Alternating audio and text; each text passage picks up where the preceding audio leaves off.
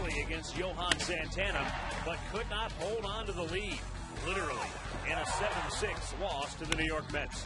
The Tribe hopes Travis Hafner's power surge continues against lefty Jonathan Neese, and Mitch Talbot tries to become the first rookie in the majors to reach 8 wins next on Sports Time Ohio. Gorgeous night for baseball here in downtown Cleveland, Ohio, as the Indians continue a 3-game interleague series against the New York Mets. Hi again, everyone. Matt Underwood alongside Rick Manning.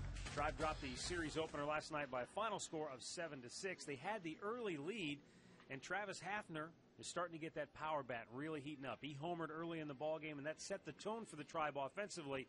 Unfortunately, defensively, they had a tough time holding on to the baseball. Yeah, but Travis Hafner is starting to drive the ball, as you mentioned, like he once did. Down and in, he is getting that bat head to the baseball, out in front, hitting line drives into that bullpen. You see, that was a breaking ball he turned on.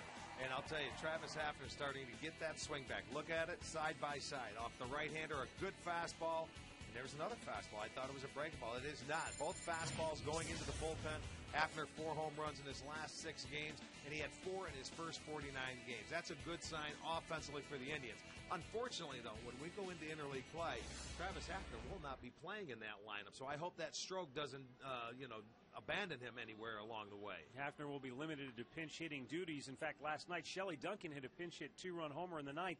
It was the first pinch hit homer for the Indians since Travis Hafner hit a pinch hit homer in May of '08 in interleague play against the Cincinnati Reds. All right, let's look at the pitching matchup for tonight. For the Mets, Jonathan Neese, and for the Indians, Mitch Talbot. Boy, Jonathan Neese in his last 2 starts, he's 2-0. He had a 1-hit complete game shutout with no walks. He's got 12 strikeouts and 1 walk in his last 2 games. A left-hander not overpowering, a good curveball, and a changeup matched up against Mitch Talbot. See if he can bounce back. Had a tough game last time. His defense didn't help, but Mitch early, you got to see if he can command the baseball, cut it, sink it, and hopefully he'll get back on track where he once was. All right, that's the way it shapes up here tonight. We're back with all the play-by-play action coming up next.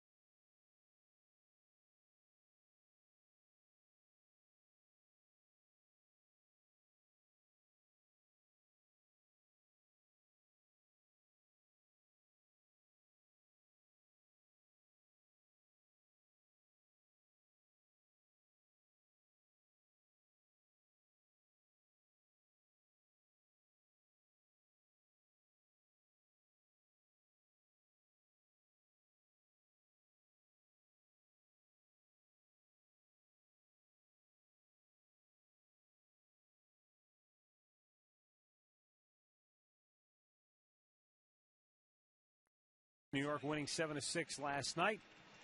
And the Indians will send Mitch Talbot to the hill, searching for his 8th win of the season.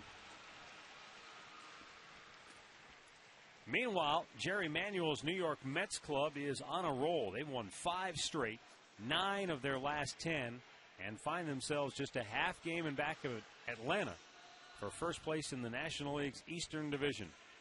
And let's take a look at Manuel's starting lineup for the Mets here tonight. Jose Reyes leads it off. And it's Angel Pagan batting in the 2-hole. David Wright hits 3rd. Ike Davis bats cleanup. Jason Bay hitting 5th, and it's Chris Carter, the DH. Rod Barajas batting 7th. Jeff Francoeur is in right field. and Ruben Tejada is at second base batting ninth. Tonight's starting pitcher brought to you by the Indians Team Shops, where you get 2 tickets when you spend $50. Mitch Talbot making his 13th start of the year, and he is 7-4. But in his last start was the very first time this year he had a no decision. Had a decision in his first 11 starts, and he went the shortest distance. He only went 4 innings in his last start because there was some poor defense, and he really struggled to get out of that first inning. He allowed 5 runs through the first 2 innings, and hopefully he will be on his game tonight against the Mets. Take a look at the Home Depot doing more on defense, Indians' defensive lineup. In the outfield, it's Duncan, Kearns, and Chu. And the infield, Peralta, Hernandez, Donald, and Marte going with the right-handed lineup tonight. Behind the plate, Santana. More savings, more doing. That's the power of Home Depot.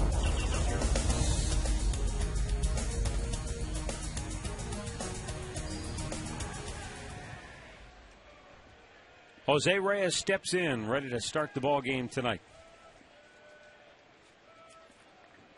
And Mitch Talbot's first pitch is a strike over the outside corner. 75 degrees, our game time temperature here at Progressive Field. Beautiful evening, although pretty good breeze blowing out toward right center. And it's quickly 0-2 on Reyes. I can tell you right now, the first 2 pitches he's thrown a lot better than he did in his last start. He was searching for command of that fastball early. Reyes chops it to first, fair ball. And Andy Marte tags the bag for out number 1. C.B. Buckner calling the balls and strikes tonight. Doug Eddings at first, Dana DeMuth at crew chief at second, and Kerwin Danley is down at third.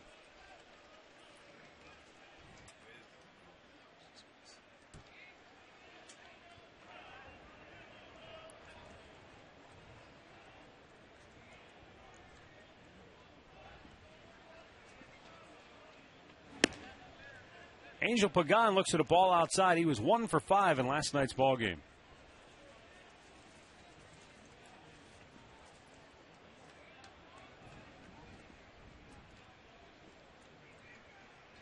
Talbot's 1-0 pitch missed inside. Pagan in center field while Carlos Beltran continues to mend. He had knee surgery January the 14th.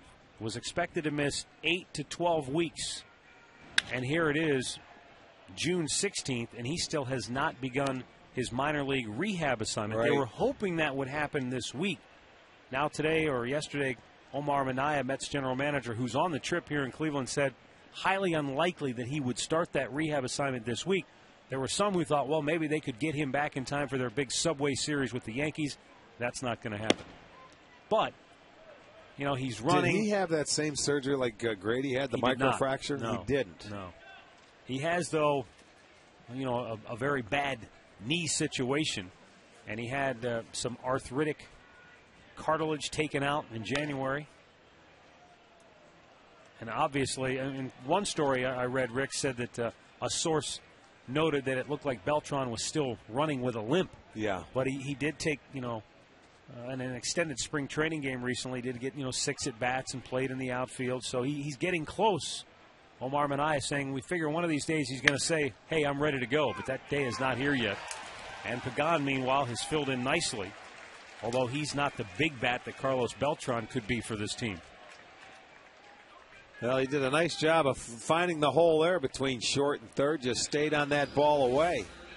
That ball was probably outside off the plate. Look where Santana's glove is, and he gets it into left field between Peralta and Hernandez.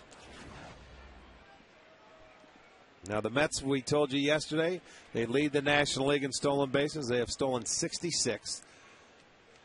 So you got to keep your eye on it. But Mitch Talbot is much better. 2 for 10 in stolen bases are base runners, and the 8 caught stealing are tied for most with Ben Sheets out in Oakland. Right, swung on and missed. Santana erased Jeff Francoeur, who tried to steal in last night's game, but the Mets 2 for 3 in stolen base opportunities.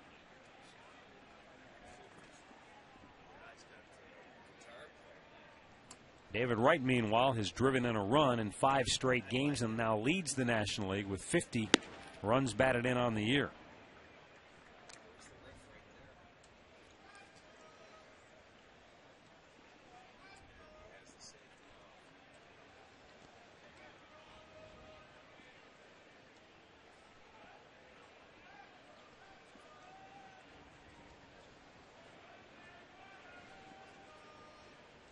Talbot's 1-1, and Wright hits that foul out of play. You know, you asked me about Beltran and that microfracture surgery that Grady Sizemore had. The guy who performed the procedure on Beltran is the guy who, I don't know that he invented it, but he was one of the leading surgeons of that microfracture procedure, though. Might have been the same guy that did Grady Sizemore's in Colorado? Yeah, in Colorado. I think it's Dr. Stedman. Right. But that was a soap opera in and of itself, the whole Beltran knee surgery that occurred in January. Just missed 2-2 because there was some dialogue that either happened or did not happen, depending on what story you read. The Mets weren't there. You know, one Mets official said we weren't aware he was having the surgery, and you know his agent Scott Boras, was saying, "Oh no, we talked to him. We told him we were having the surgery." So that went back and forth for a while. Got him. Got him leaning. And he's erased. Yeah. He did a terrific job to pitch before he held the baseball and made Pagan wait over there. And wait. Base stealers hate to wait. They want to time you. And this time, he sort of gave him that quick little move over to first base, had him lean, and he was going. You can see him flinch to second base, makes the throw, and he has his first pickoff.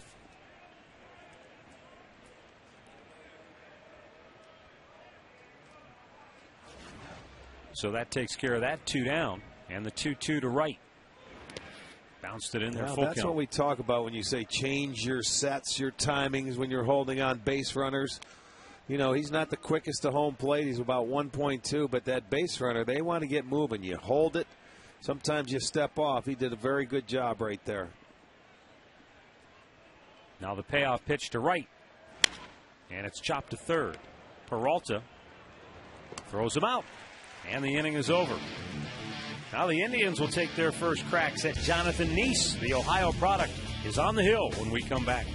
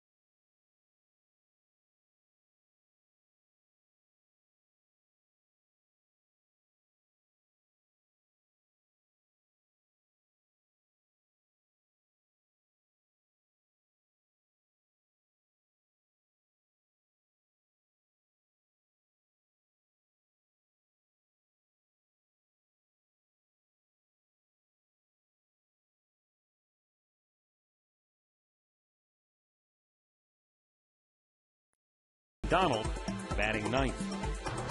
23-year-old Lima-born Ohio Jonathan Neese now resides in Defiance, is making the start, and he has had 2 beautiful starts in his last 2, going 2-0 And 16 innings, just 7 hits, 1 walk, 12 punch-outs. On the year, 3-2. The left-hander has a little cutter to get into the right-handers. His last start coming the 10th of June, so it's been 6 days.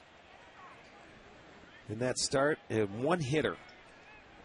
He faced them 28 batters, 1 over the minimum. Jonathan Neese, self-described pitch-to-contact pitcher.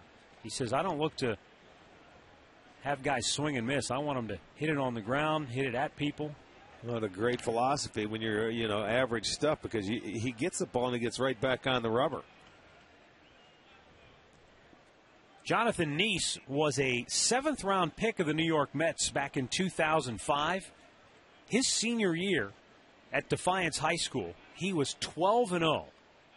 He gave up 1 run in 76 innings of work. He struck out 144 batters, and he was Ohio's first back-to-back winner of the State Player of the Year award. So this guy, in terms of Ohio products, was very highly touted, and yet he still lasted till the 7th round. Well, you know why? I would think probably not a power guy. You know, people, you look early in the rounds, they look for power. They look for 93, 95. And most left-handers in the game, other than a few, are not power guys like. Yeah, John Lester's one of the Lester's few who one of can the rush it up there. Yeah, he can get it up there. He's a power guy.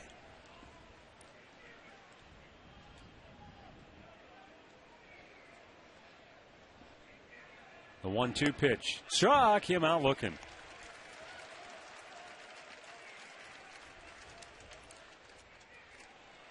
Let's look at the Mets defense.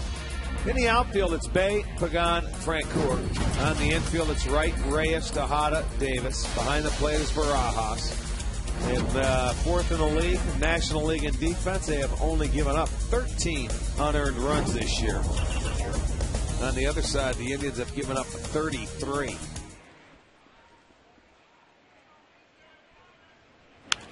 Shin-Soo Choo fouls a pitch straight back. Jonathan Neese has that big overhand curveball that can be a very effective pitch for him. Choo flies this ball to deep left field. Bay on the track and pulls it down. All month long, when the Indians hit a home run, Sports Time Ohio, Shell, and Conrad's Tire Express and Total Car Care are giving away free gasoline. Our first contest today is Brenda Lewis from Ravenna, Ohio.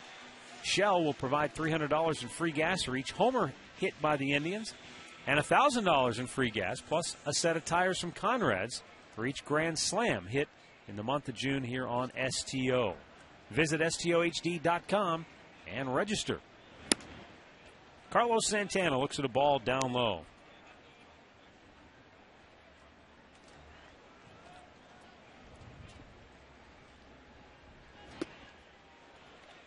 Awkward looking swing, and the count 1-1.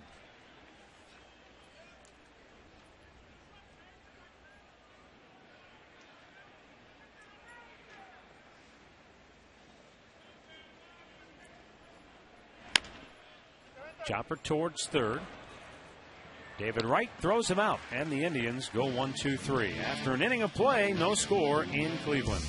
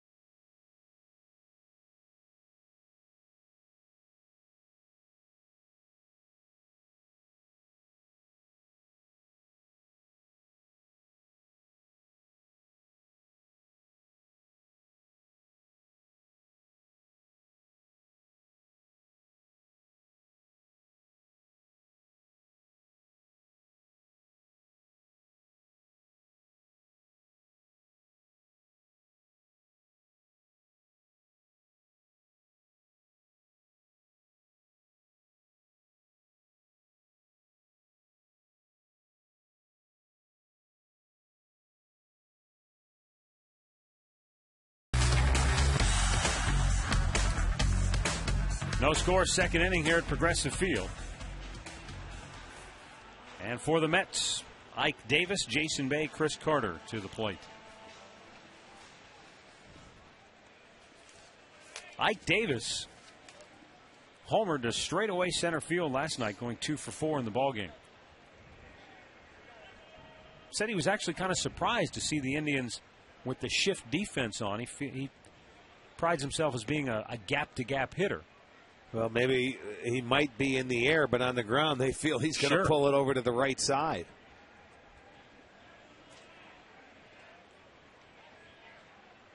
Ike Davis, the son of former Major League pitcher Ron Davis. Played with the Yankees, the Twins, Dodgers, Cubs. And that ball he hit last night to straightaway center, Justin Masterson thought, he got it off the end of the bat. But that ball had some carry to it. Davis himself said after the game he didn't think it was going to get out of here. But he said, I got it up, and it just seemed to keep carrying. Well, it carried to the biggest part of the ballpark, so you got to have surprising power. And the rookie has 8 home runs. They loved this kid when they called him up in New York. It's interesting you say Davis is son of a former pitcher. It seems like pitchers, their sons are pitchers. Yeah, you don't see many pitchers' sons become position players, or at least that's my initial thought. I'm sure there are many exceptions, but well, it's like left-handed throwers and right-handed hitters. Swung on and missed. Mitch Talbot gets his first strikeout. One down here in the second. Really good pitch, location-wise, just right on the outside edge, and you can see just that little movement, 93 miles an hour. Throws a little dart to the outside corner and gets his first strikeout.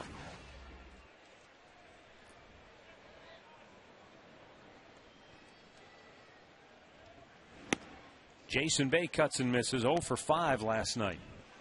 Is this in the month of June and July? You see that sun early part of the game between 7 and probably almost 8 o'clock, where that sun stays on the infield. Pitcher in the sunlight. 1-1 the count. You didn't have that problem very often at Old Cleveland Municipal Stadium. No, we never saw the sun. It wouldn't get into the ballpark. No 1-1 pitch. No, on day games there was a bright sun in that ballpark. That would affect the left center fielder for day games. Much like this one. Now the 1-2. Ooh, good looking pitch. And it's 2-2. Tried to sneak this in the front door. Started to that, Jason Bay, and I'll tell you, that ball comes down and maybe called it inside, maybe called it high. I'm not sure.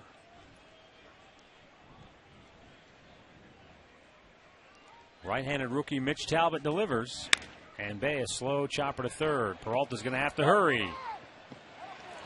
And the ball hit Bay, and Bay comes up injured badly, it looks like. And now he's quick to his feet. Well, he grabbed for his hip right away, and that's never a good sign. I don't know if he tripped over the bag, Marte's foot, or what happened, but he went down in a hurry. Peralta wasn't going to get him. I mean, it was going to be close, but Bay got out of the batter's box. I think he tripped coming over to the base. Let's watch. Peralta playing back with 2 strikes. There's the throw, the short hop. He lunged at the bag and just tripped over the, I don't know if it was. Tripped himself. Watch. With that, like you said, is with the lunge, and then his back foot hit the ground. Yeah, he really lunged at that bag to get the base hit. He smelled the base hit. It looks like he's going to be all right. Well, it didn't look good initially when he grabbed for that hip area. But he seems to be okay. Well, let's just add that on. That's a 7th infield hit, and they also have a bunt single in the first 2 games of this series.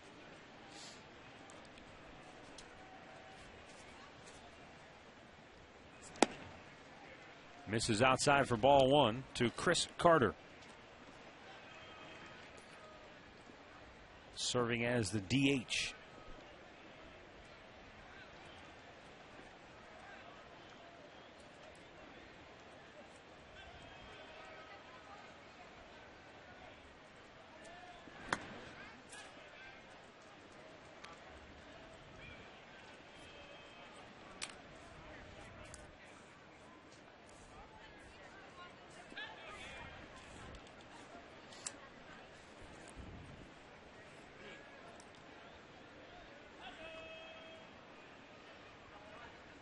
Talbot's 2-0 delivery now.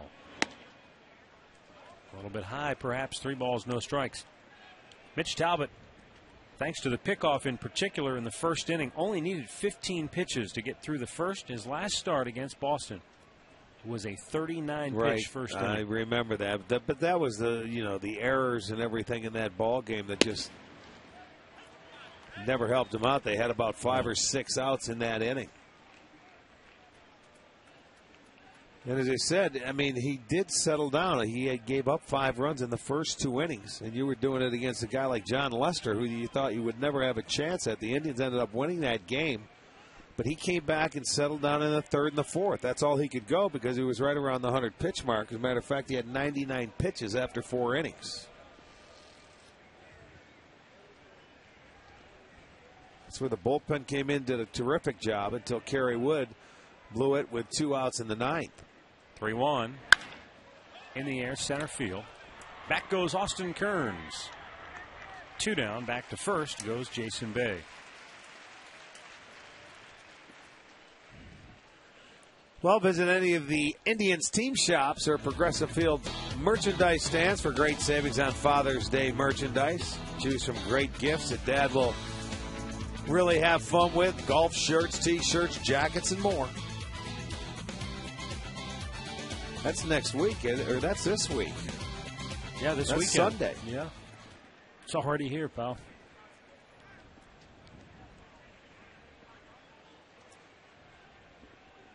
Rod Barajas.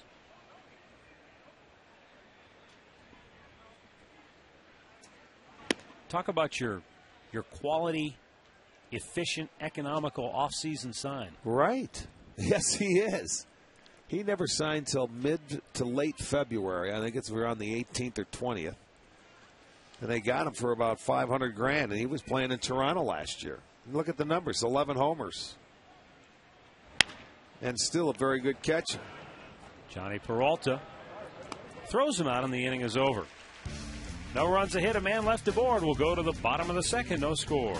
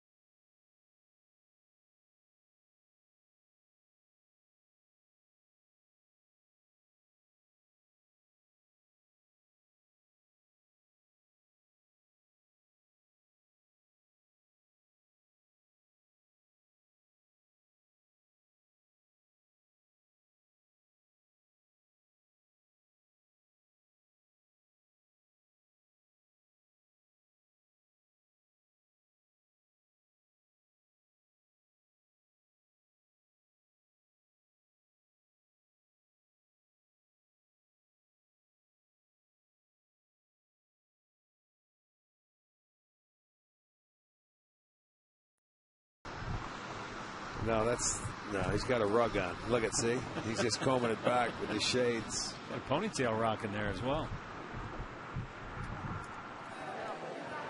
And Mr. Met. Although that looks like Mr. Junior Met. Bill Schnack says that looks like my head. Travis Hafner leads off bottom half of the second and takes a strike. Hafner 2 for 4 last night with a home run, and he has been on a home run tear.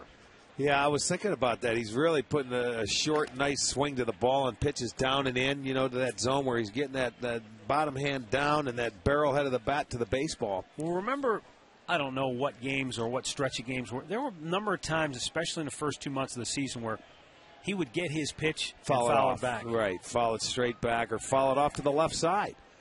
Because I think he was so conscious of maybe using the other way and staying on the baseball and hit it the other way. He was like, he just wasn't aggressive enough at getting the barrel head of the bat to the ball. And now he is short and swing and short and sweet. You can still go to left field and still be short and get that barrel of the ball and hit a line drive that way.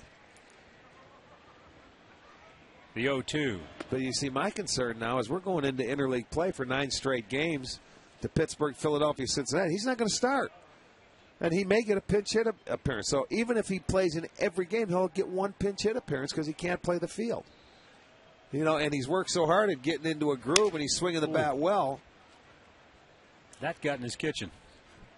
That was so bad that you just heard it shatter. So 1-2 the count on Prunk. That almost got in on the thumbs.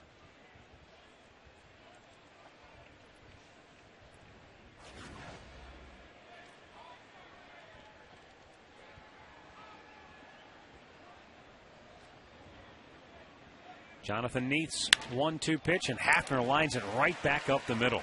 And that's exactly what you were talking about a moment ago. He can still be aggressive and yet still use the whole field. Yes, you can. Still be aggressive and get that barrel of the bat to the baseball. Watch his bottom hand. Boom, and he just explodes through it. And that must have been that bat. The other bat wasn't working, so he got rid of that one. But that's a good swing. Line drive up the middle. He did that after the home run to Santana last night, too. Got a ball, went right back up the middle. Well, here's Austin Kearns.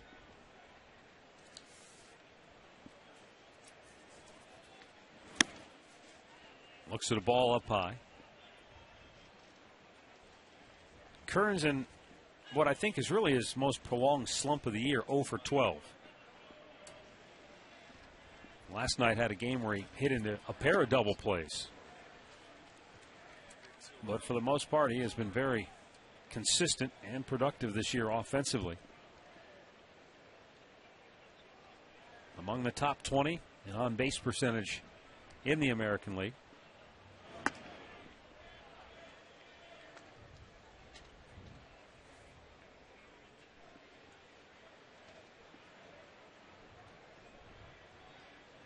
Johnny Peralta waits on deck. No score, bottom of the second inning. Lazy pop, shallow right. Francoeur coming in and makes the catch for out number 1. Time now for the AT&T trivia question. AT&T, rethink possible. Which 3 teams do not have a no-hitter in their history? Only 3 teams in Major League Baseball do not have a no-hitter. I can think of 2.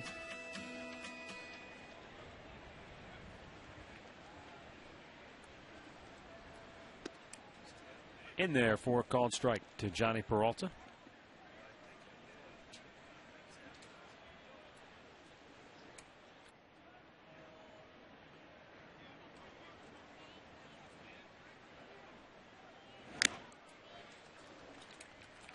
Oh, and 2 the count.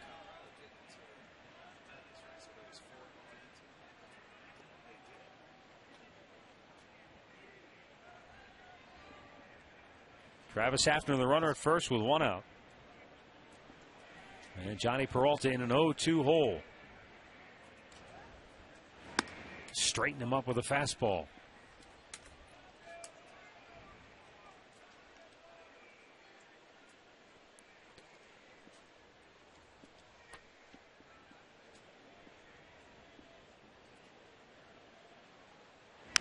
And Johnny shoots that back foul. Talked about his curveball as well, which is a good pitch for him. And back in '08 before spring training, then bullpen coach Guy Conti brought in Sandy Koufax to meet Jonathan Neese. And Neese was thrilled because he coincidentally just happened to be reading a book, an autobiography about, or a biography about Sandy Koufax. And they said Peralta went around and he strikes out. And he said it was just fun listening to Koufax talk and comparing grips. And he said, I actually had a similar grip to the one Koufax used for his curveball. And they talked about things as we look at our great clip of the game. Brought to you by Great Clips. Relax, you're at Great Clips.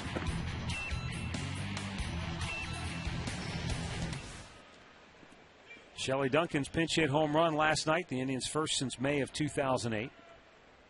Now, when you talk about the grips and everything, they didn't throw like it because Sandy could bring it and had an unbelievable curveball.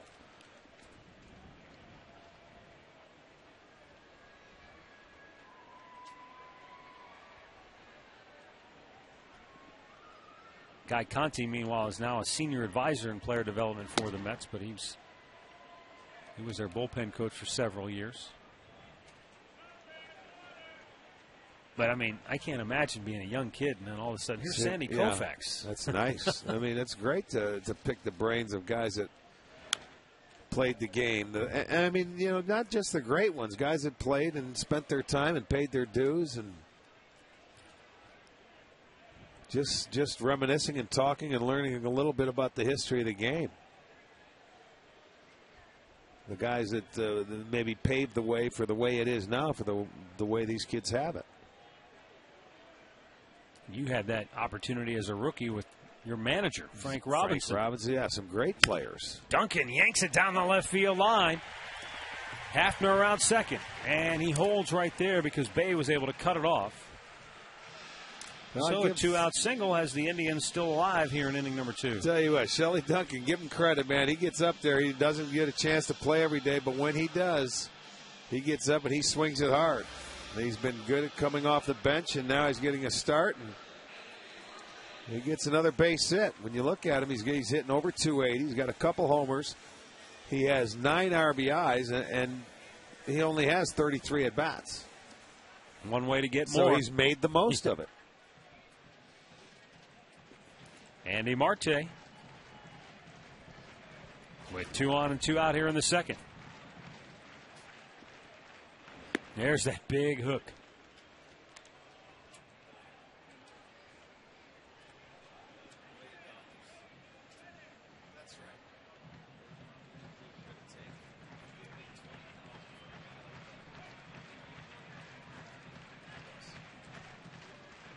Another one missed down low. 1 ball, 1 strike.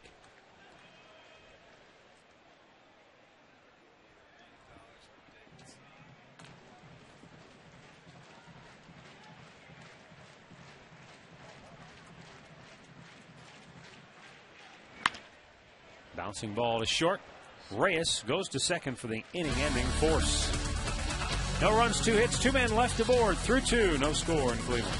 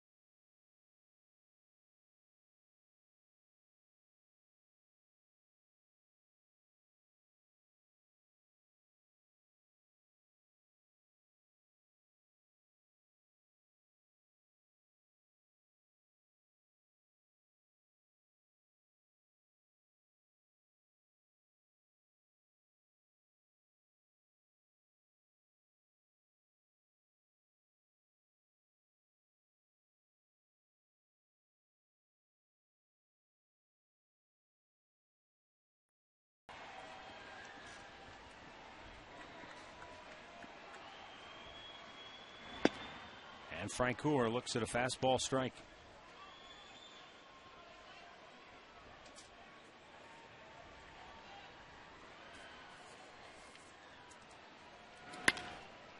Ripped to third. Peralta throws him out. Already the third assist for Peralta tonight.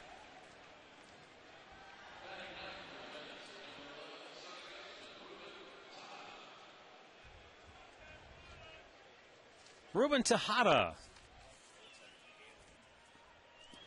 Tejada playing second base right now with Luis Castillo still on the mend. Luis Castillo is a player that the Mets feel like they will have for their upcoming series against the New York Yankees. Tejada, meanwhile, is a natural shortstop. And when Castillo is activated, he'll go back to the minors and resume playing shortstop. But for the interim, filling in nicely defensively at second base. Well, and you look at the guys that are playing tonight, Davis, Tejada, Reyes, and Wright, they're all, picks of the Mets. And, their average age, 24 years, 218 days between the four of them. That's pretty good. Yeah. Coming up from within the organization, their system.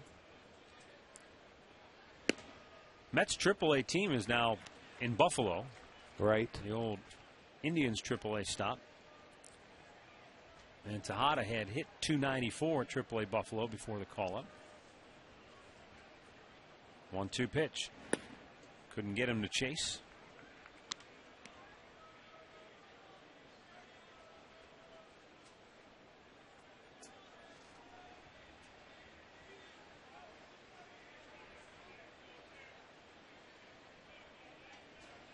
And the 2-2. Wouldn't go after the changeup.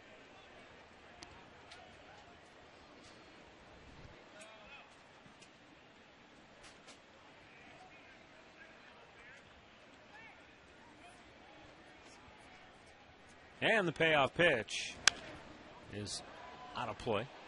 We've talked a lot about, Rick, teams wanting to maybe send more right-handed hitters against a guy like Talbot to try and neutralize his changeup. It's not that he won't throw it, but you said before it's just not as effective against a right-handed hitter as opposed to a lefty. He likes it going down and away to the left-handers where he's not afraid to miss with it, miss down and away, but you miss down there, you leave it up. That was a fastball, by the way. That wasn't a changeup. But what I'm saying, I've seen him throw a couple of changeups that, he's left middle of the plate that they hit up into the left field bleachers. But, right-handed hitters have just had more luck. Santana, there it goes.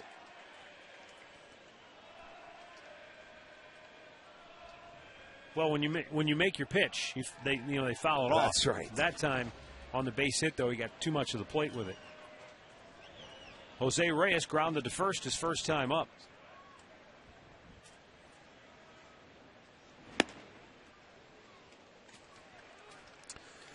This is a guy that's exciting. He scored from second last night on an infield single. Just continuing to hustle. And, he's the guy that, he sets the tempo for this ball club. They're 23-6 this year when he scores at least a run.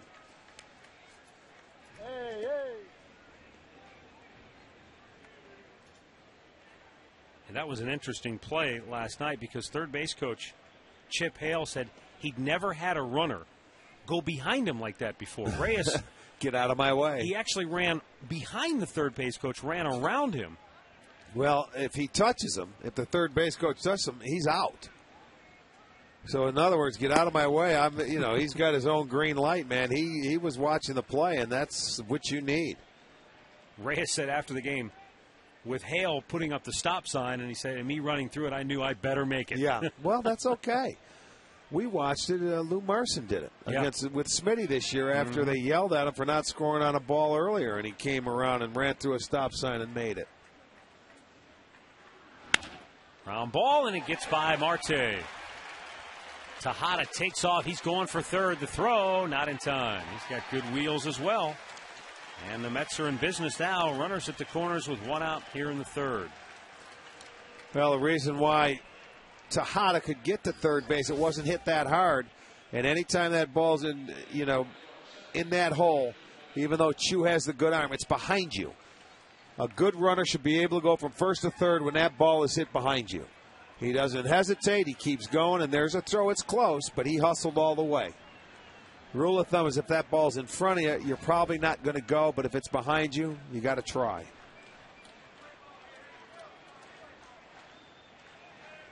Angel Pagan now singled his first time up. As runners at the corners, and the close calls are not going Talbot's way here in the early going. 1-0.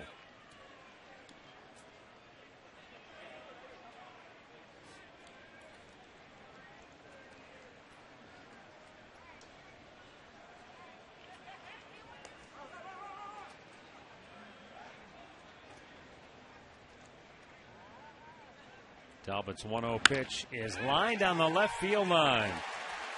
Tejada scores. Reyes on his way to third. And an RBI double for Angel Pagan. His 11th two-bagger of the year. His 27th run batted in. And the Mets strike first, lead it 1-0. No, this kid's put up two pretty good at-bats, and he's taking Talbot the other way. Thinking it's going to be away and just staying on the baseball, and it is. The next time they're going to have to bust him inside and keep him honest, because both times he's gone the other way. He's just waited on the baseball, let it track deep into the zone, go the other way. This time it's a double, so it's 3 consecutive hits, and the Mets are on the board. It's a 1-0 lead.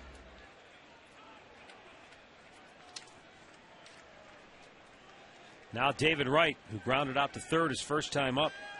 He has an RBI in 5 straight games, leads the National League in runs batted in. And he's got a golden opportunity to add to that right here. Talbot was going to go from the windup when Reyes bolted halfway down the line, and then he says, maybe I ought to go from the stretch. You know what? With him on third base, I think it's a good call. Fastball missed inside.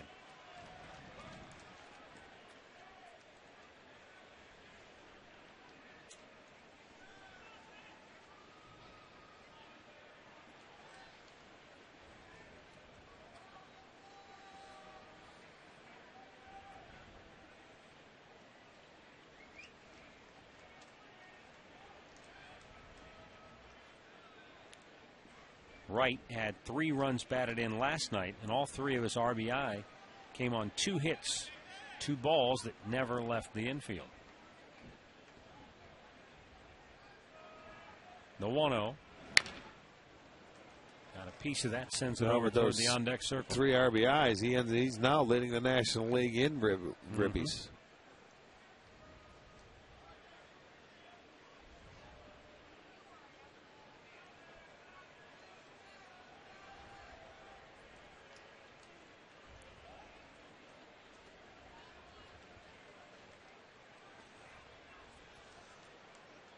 One pitch. Backed him off the dish again.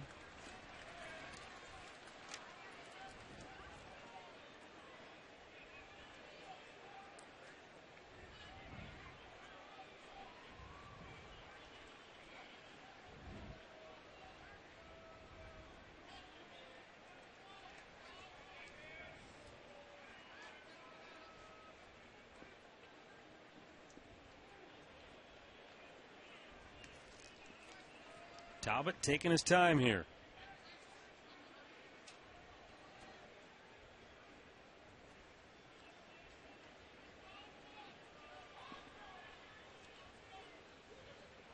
And the 2-1 is up high. David Wright's season was cut short last year. You may recall seeing the highlight or low light if you're David Wright. August the 15th, he was hit in the head by a pitch from Matt Cain and had a concussion and wound up missing the rest of the season.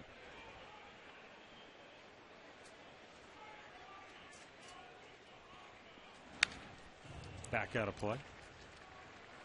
Well, this is where you have to be careful now. And I know Mitch doesn't want to give him too much to hit. You have first base open. You got to go at him with right now your best stuff. And if you walk him, go ahead and try and get the left-hander out behind him. I think I said he missed the season. He was out till September 1st, came back. But you remember he had the oversized helmet. Exactly. To try and protect himself.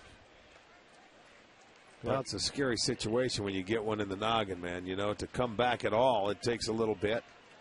Well, we saw it with Travis Hafner when He took the Well, pitch yeah, from, you know, it's that Mark fear. I mean, ago. that's why a lot of young kids don't like to play the game. One time they get hit with a pitch, whether it's in the arm, the leg, or something, they're never going to be the same. Now, think about it when you get hit in the head. I don't care if you're a major leaguer or not. There's still that fear that comes into play. Matt Cain. Right, a guy. Well, yeah, Rush it up there in a hurry. Second and third, one out, and the 3-2 pitch. Fouled out of play.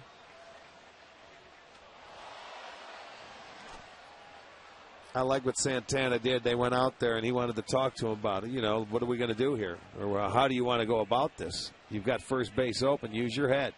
Don't give in and just throw this guy a strike.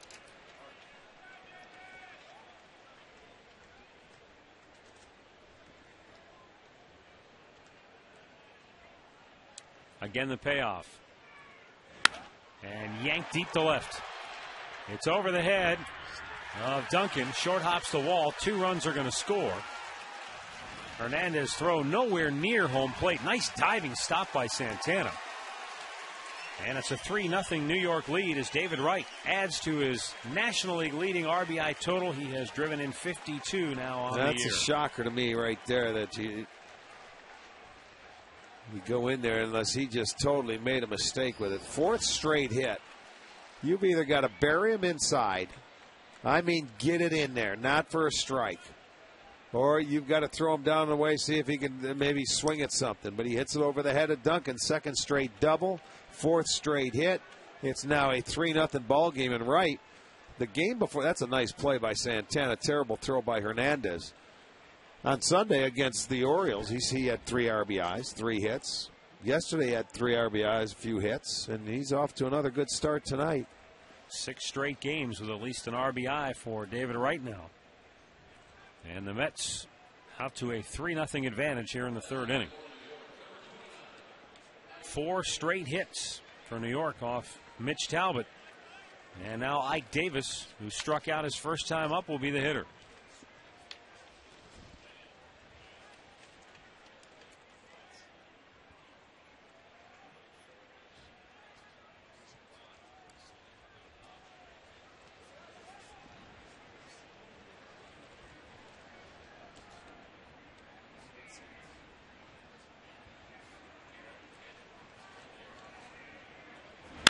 And Ike Davis slams one deep to left. Back goes Duncan again. It's beyond his reach.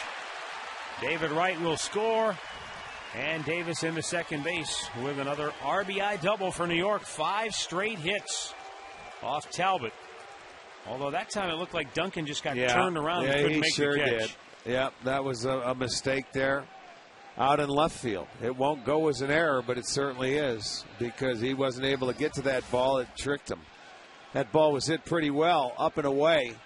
They're staying on Talbot, taking him the other way, but watch him get turned around. And then once you turn around, he didn't realize. He thought he had a beat on it, and it was farther and still slicing away. So a mistake out there in left field.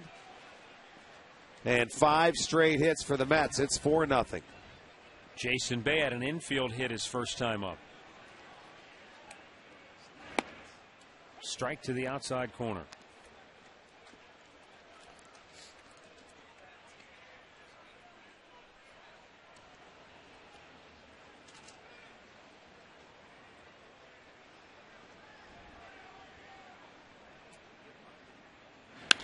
This ball's slugged to left center field. And Kearns can't get it. Another run comes home. Another double for the Mets. 6 straight hits, 4 straight doubles. And it's a 5-0 New York lead.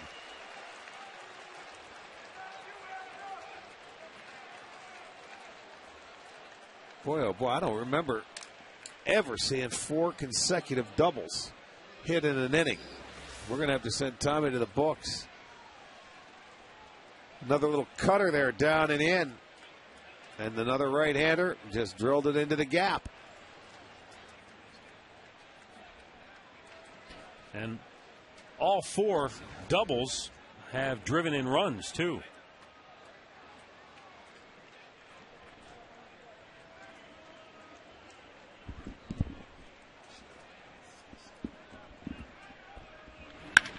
That ball's hit to second.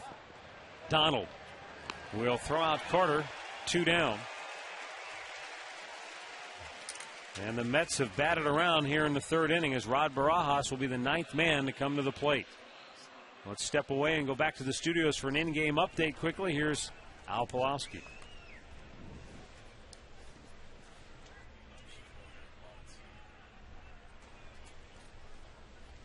Well, I guess Al stepped away. Yeah.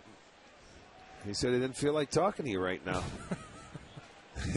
Al just blew us off. All righty then.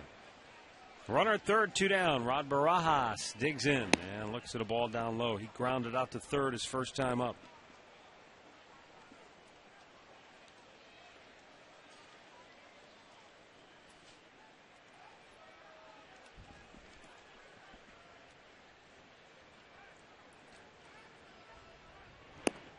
Checked on a ball down low. And it's 2-0.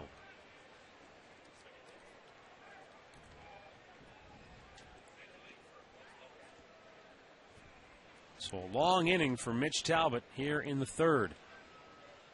This will be his 60th pitch of the night.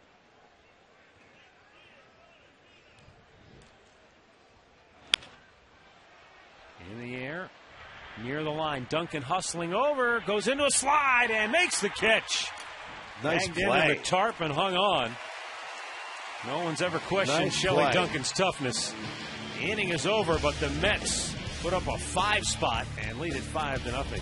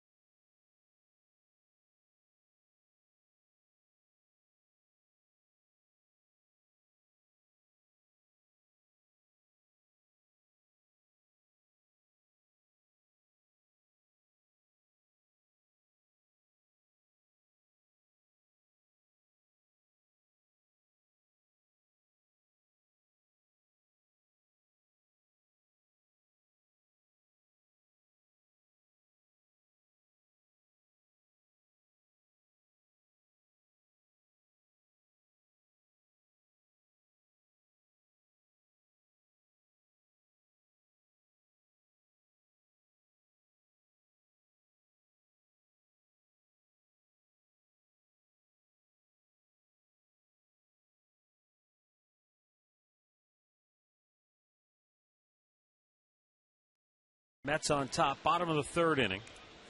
Jason Donald, Anderson Hernandez, and Shin-Soo Choo to bat for the Tribe. By the way, the 4 consecutive doubles by the New York Mets ties the National League record. It's been done many times. The Major League record was set by the Washington Senators in June of 1934 when they hit 5 consecutive doubles. Yeah, I knew 4 had to be something special. That's a rarity. I know it may have been done a lot. There's been a lot of baseball play, but that's a lot of doubles in a row.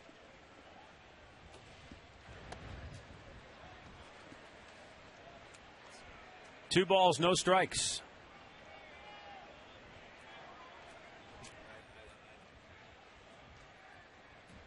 Jason Donald was 1 for 3 last night.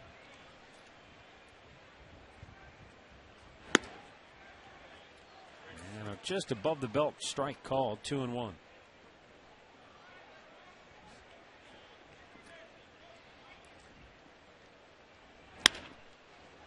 Hit the 3rd, and David Wright throws him out. 1 away. Well, this time I'm told there's a guarantee that we have an in-game update. I don't know. From Al Pawlowski. Don't trust Al. Hey, guys. Let's go to Detroit, where the Tigers were down 2-0, but they've scored 5 unanswered runs. Here was the go-ahead base hit. Gerald Laird with the bases loaded in the bottom of the second inning gets 2 home. It's now 5-2, top of the fourth inning in Detroit. Tigers ahead. Back to you. All right, thanks, Al. Here's Anderson Hernandez looking at a strike.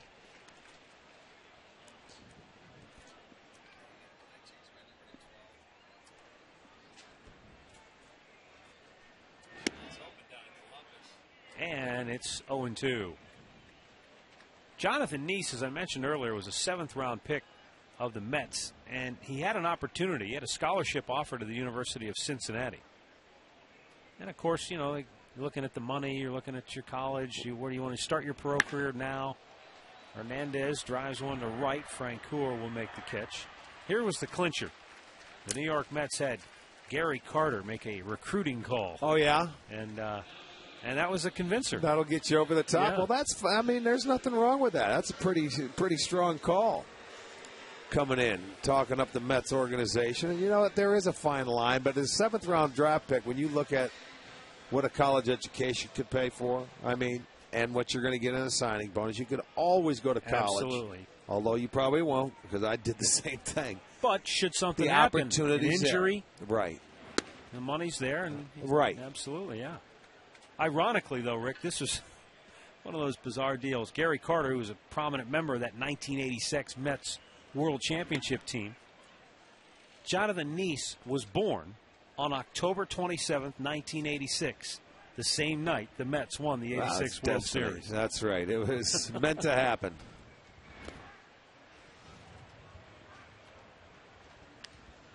Well, that's funny. We go back and sit and remember that series very well, you know, against Boston, and this kid was just born, so it goes to show you how old you are. I was a freshman in college, because I remember watching it. Me too. Watching it. You were a senior. 2-1 up high. In high school.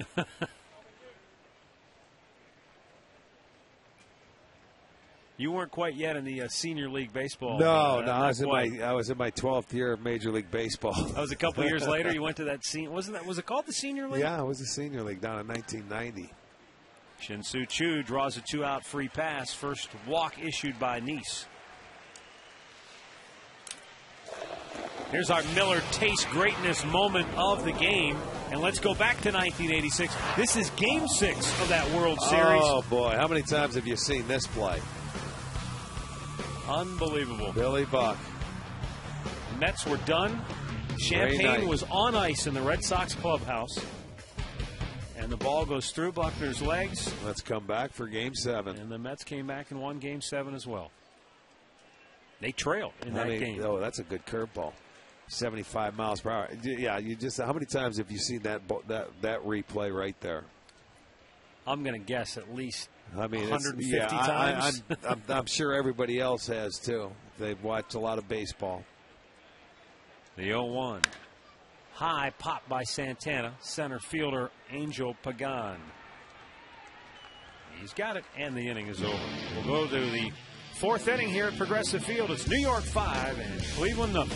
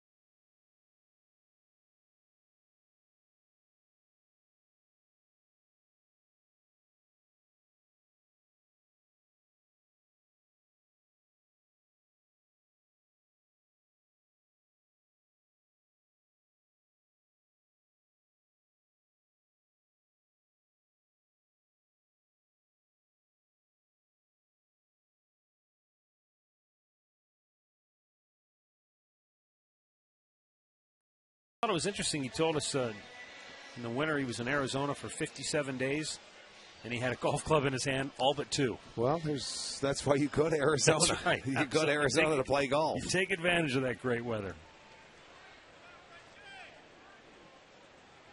Jeff Francoeur looks at a ball down low. He grounded to third his first time up. Francoeur, Ruben Tejada, and Jose Reyes. Francoeur led off the third, and the Mets batted around. This time breaks his bat. Hernandez throws him out, 1 away. Well, Dinner on the Diamond returns to Progressive Field. That'll be Saturday, June 26th. It's an evening that includes hors d'oeuvres, a gourmet dinner served right on the field. You can play catch on the field, take batting practice in the indoor cages. It really is a nice night. 216-420-HITS or visit Indians.com.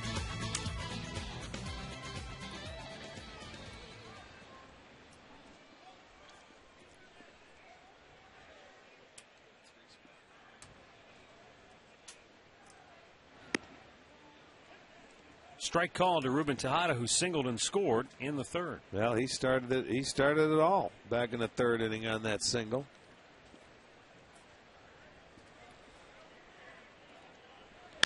Started the string of 6 straight hits, but not this time. 2 away. Well, when you look at last inning, what Mitch was doing, let's check the location of a lot of these pitches. That was middle of the plate to get it started. Another one gives them some swinging room and a ball up that they stayed on. It's getting upstairs with everything about belt high, and they took advantage of it, man. I mean, they didn't miss, did they? When you look at the locations of those pitches, they're very similar, and there was some damage done. Those hitters let you know when that ball gets upstairs because they hit it hard. And the thing I liked about what the Mets hitters did, they went the other way. They didn't try to pull everything when it was upstairs. They just hit the ball where it was pitched. In, out, they pulled it. They shot it the other way. 0-2 the count as Reyes almost came out of his shoes.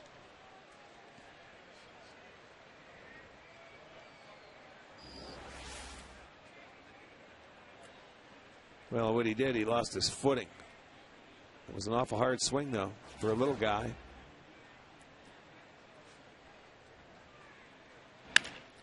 Bounce to first.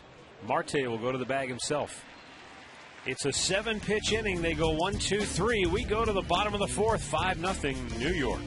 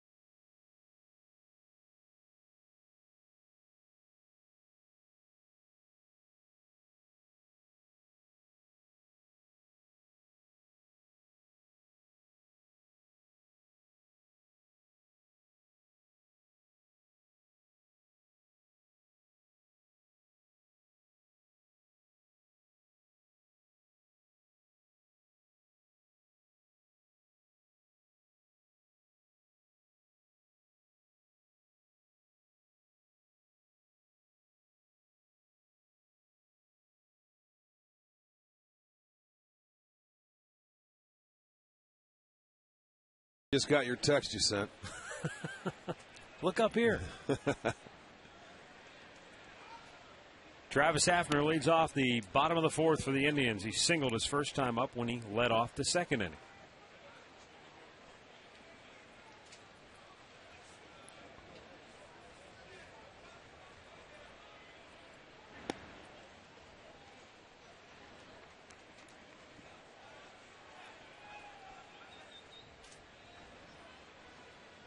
Pronk, 8 homers, 26 runs batted in. But the homers have come in bunches here of late. Lays off outside. 3-0.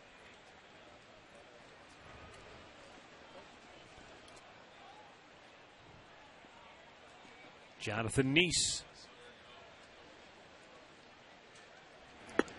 lays one in there, 3-1. Mets with the 3-man shift on the right side for Hafner.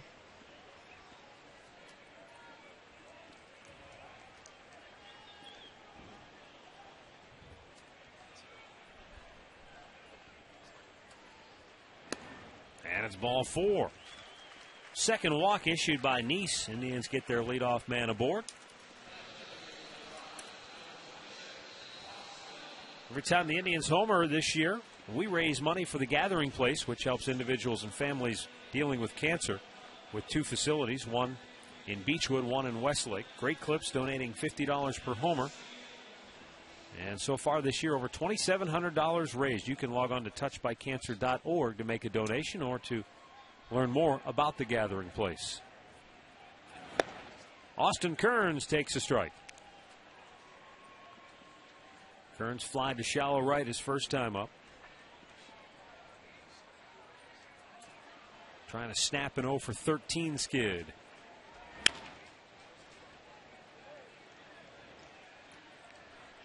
Third base coach Steve Smith flips a souvenir to a young fan.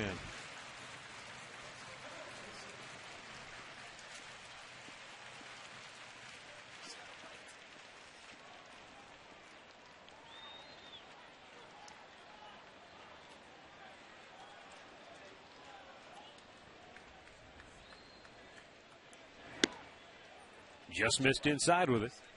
And a 1-2 count now for Austin Kearns.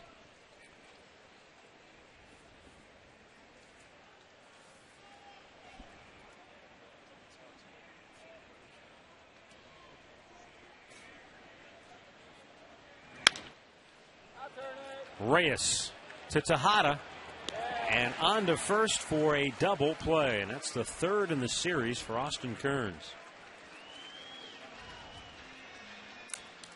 Let's take a look at our Subway fresh face of the game. Michael Brantley yesterday in a big win for Columbus, 3 for 4. Tripled, scored a couple, really heating up his last 10 games. Subway, play hard, eat fresh.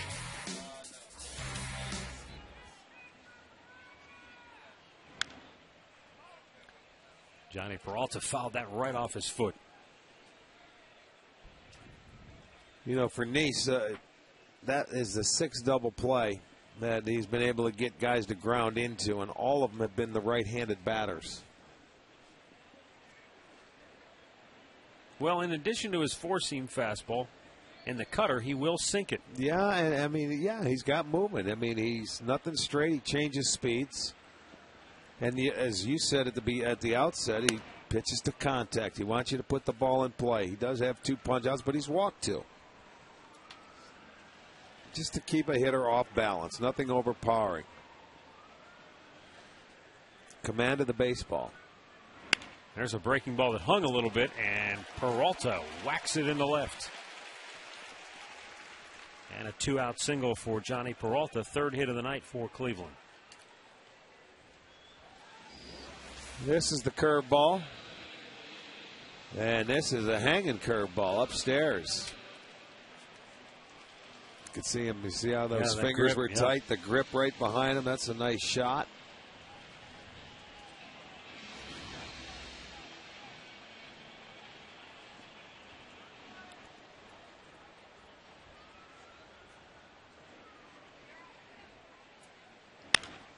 Duncan right down the line, but foul. Shelley Duncan singled to left his first time up.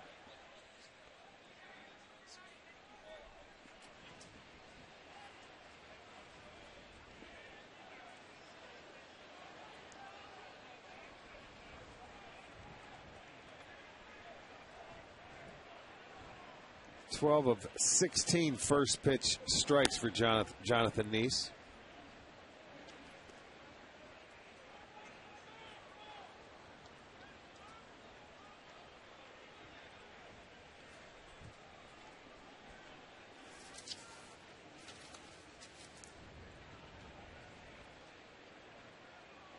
Here's 1-1 pitch. Down and in. He spent a little time on the disabled list prior to his start on June 5th. Well, then he came back. He was on May 17th with a strain of his right hamstring, but got healthy, and as we mentioned, his last 2 starts. Well, that's an injury that originally occurred a year ago. There was a play at first base.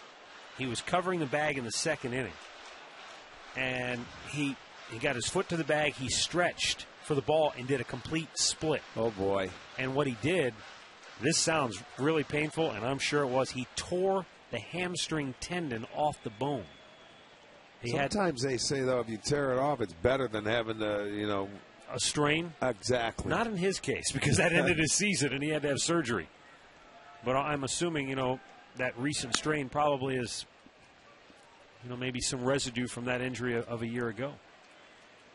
But Jeff Francoeur said, he goes, I don't know many guys that can do full-fledged splits. And so when I saw that at first base, I knew it probably wasn't good. Yeah, they may be young, but you're not that young. That's exactly right. Not many guys can. Shelley Duncan drives one deep to left. Bay is back. He's looking up, and it's gone to Souvenir City. Shelley Duncan's 3rd home run of the year, his 2nd in as many nights. The Indians are on the board, and it's now a 5-2 ball game. Well, this kid's 2 for 2 now, and boy, you got to love him. He knows one speed and one speed only, and that's all out. He swings hard, and, he plays the game hard. This is going to be our McDonald's. I'm loving it. Another pitch up in the strike zone that he jumped all over. I mean, that ball was up letter high, but not enough to get by Duncan, as Duncan will get the Indians on the board and cut that lead down to 5-2.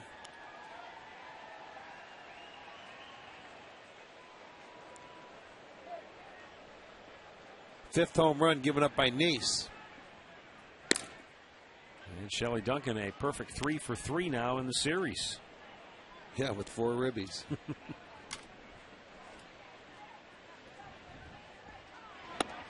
Missed inside.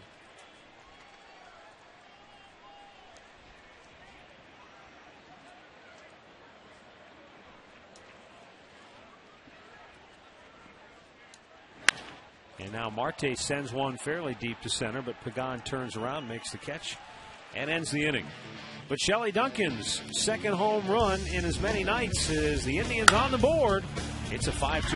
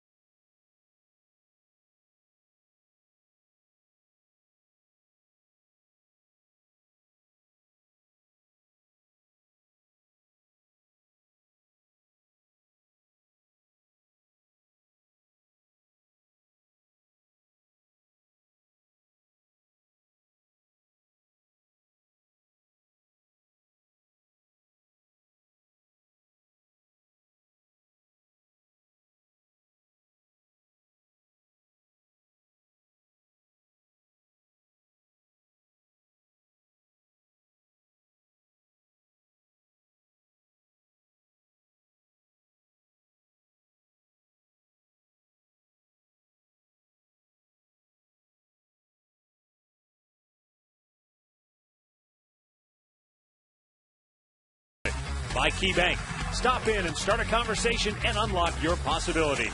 And by Panini's. Visit paninisgrill.com for a list of new locations.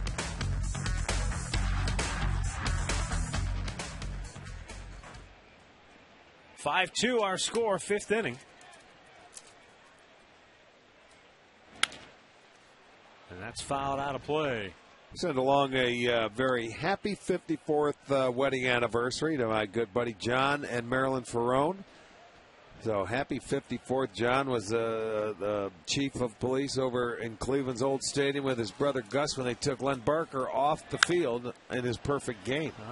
That's so right. John and Marilyn, congratulations. 54 years, a diehard baseball fan. I hope you're out eating dinner and not watching the game. He better be taking her out to dinner. Exactly. Of course, he could have taken her out for an early dinner. True. And been back in time to see the game. That's absolutely right.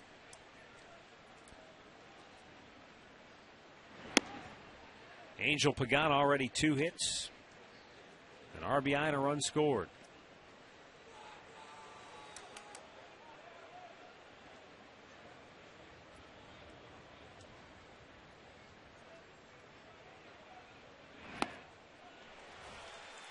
And Mitch Talbot has his second strikeout of the night. Back to the studios we go for another in-game update. Al has the latest between the White Sox and the Pirates. Yeah, Matt, you and Rick will be headed there this weekend. The Pirates hosting the White Sox, and it's been all Chicago thus far. Carlos Quentin with a base hit to left field. That made it 3-0. The White Sox have added a couple more. They lead it now 5-1, sixth inning in Pittsburgh. Back to you. All right, thanks, Al.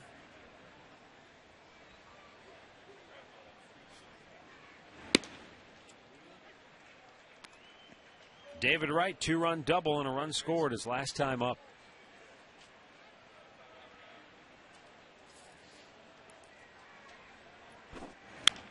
Well, if the Pirates don't rally and turn things around, they could be headed for their 10th consecutive loss. It's the longest current losing streak in the big leagues. Times are tough there again. 23-41. Out of play. Well, the Indians have had a tough time this year.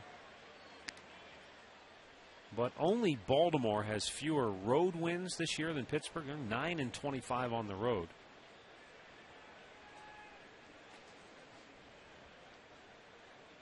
But at home, Pittsburgh 14-16 on the year. Weekly hit towards second. Jason Donald takes care of David Wright. 2 down.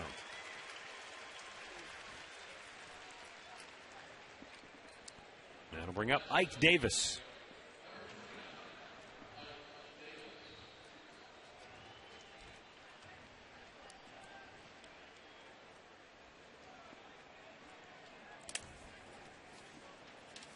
The Indians' home road splits are actually fairly similar when you look at their road record at 13-20 and their home record coming into tonight at 12-18. Then you got a team like the Mets, 24-10 at home. Yeah, they've got I think the only one better is the Yankees. They're 23-7. But they're 12-18 on the road. That's clobbered to deep left. Duncan again is out of room. It's high off the wall and it skips past him. But Davis will stop at second base with a 2-out double, his second 2-bagger of the night. Tell you what, this kid's got a little pop in his bat. I mean, he hit that one straightaway center last night, a couple off the wall to left field today. 13 doubles on the year. And this one traveled, man. That's halfway up the wall. Another high fastball away. The young man stayed on nicely.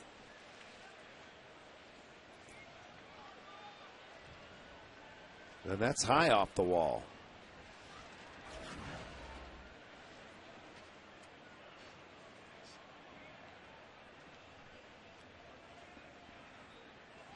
Jason Bay fouls one down the right side. Bay is 2 for 2 tonight, an infield single and an RBI double. His first 2 hits in the series.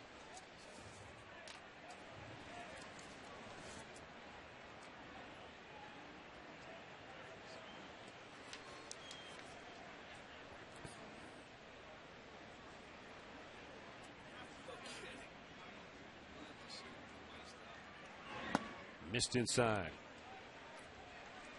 Mitch Talbot had retired 7 straight before that double by Davis. And it's the 5th two-bagger of the night for New York.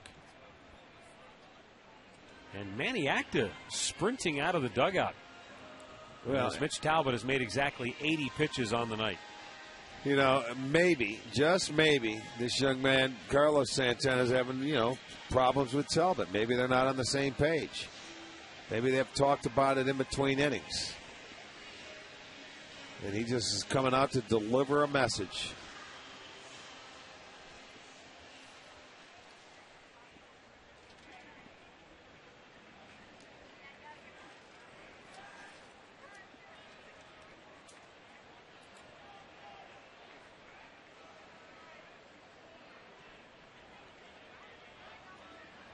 Now the 1-1. And another foul ball. And Mitch Talbot 1 strike away from getting out of the inning.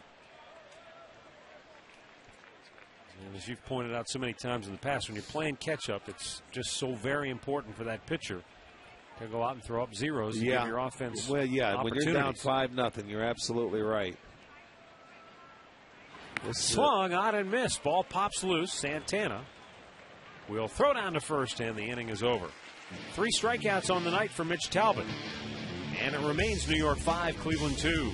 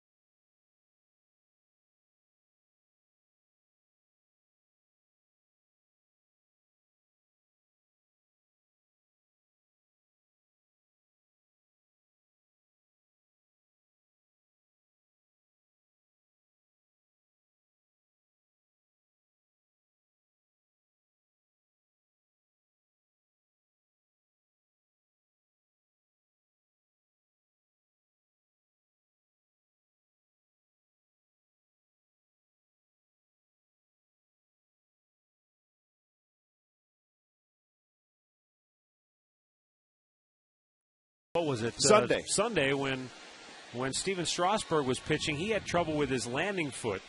And now another left-hander, Jonathan Neese, although not the size and stature of a Strasburg physically, but he's having some problems, and the grounds crew is going to come out. And, looks like he's digging a pretty big rut for himself. Well, you know what, though? I don't know if it's just it's flaking off out there or what.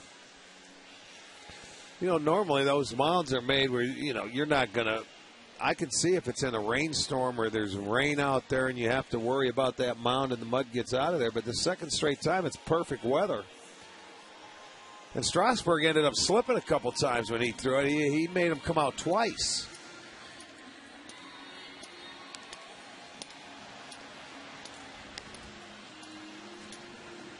They're going to harden that up, but eventually that may give way also. And I'm not sure where Neese is landing. He's the one that's in Talbot. You got one left-hander, one right-hander. Are they landing in the same spot? Who knows? And that could dig away at the mound. See, when you're landing on that front foot, you land into a hole. That'll throw you out of whack.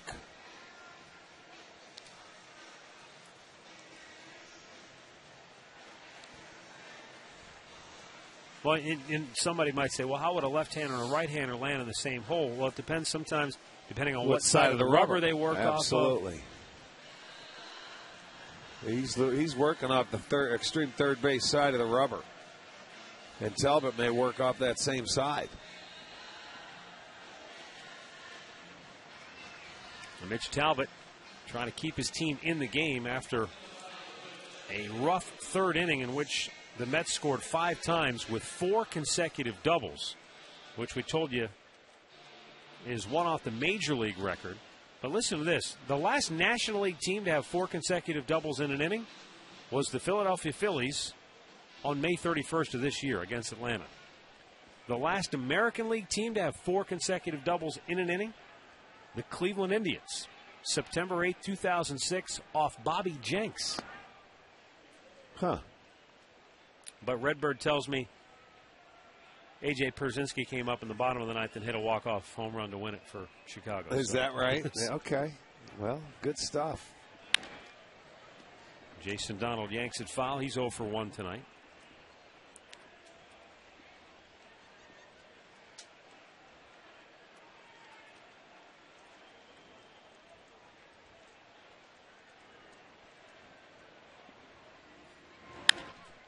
Again, foul, third base side.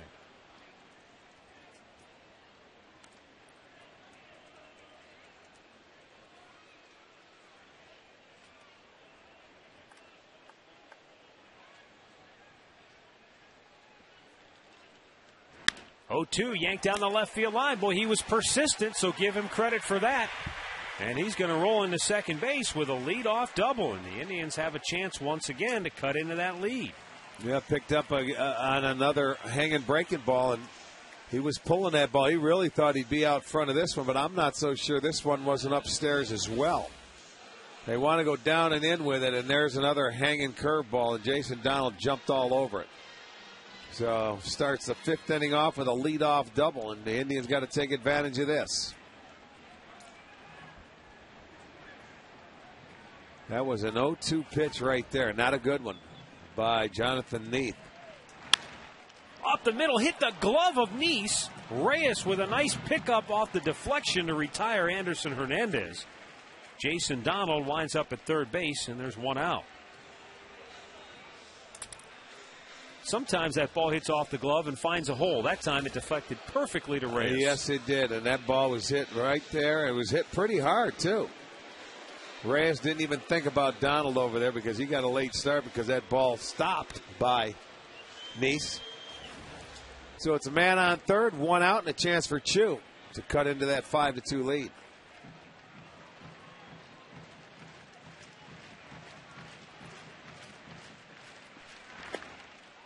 Now Shin-Soo Choo, who flied to left his first time up, walked in his last plate appearance. Chu's tied for 5th in the American League with a .358 home batting average. Boy, that sounded like it almost foul-tipped off his bat, but it did not, and the count is 1-1. We talked about so many of the Indians hitters who've had a tough time with their average at home. Exactly. But Chu is the one exception to that list. You know, you would think that the guys would feel a little more comfort here. They see the ball. This is a good ballpark to see and hit in. But for whatever reason. 2-1 pitch. Well, I wonder, and this is just pure conjecture, you got a lot of new faces who are probably still settling into their quote-unquote home. Well, yeah, very well could be. And I'm looking at the a lot of the younger guys. 2-2 to Chu, right into the glove of Davis at first. Tough break there. He hit it right on the nose, but right into the tracks of Davis. Our GMC 5-star league leaders, brought to you by the GMC Sierra. Never send a truck to do a Sierra's job.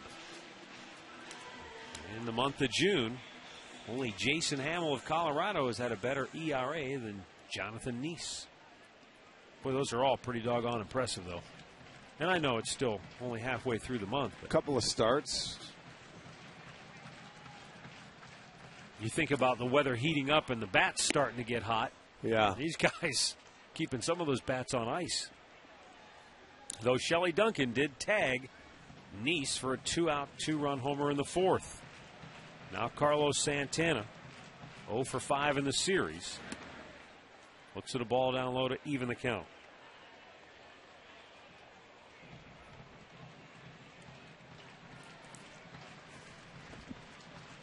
Shelley Duncan's blast had put the Indians on the board in the fourth.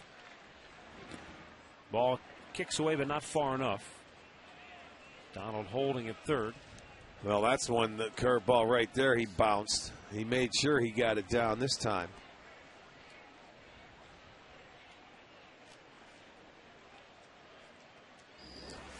This is where he has to locate that pitch. You see if the guys get aggressive. They may swing at it with 2 strikes, but they're, 1-1 count.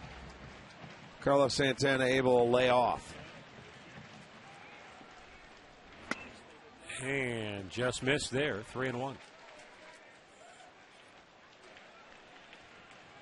If Santana gets aboard, Travis Hafner would be next.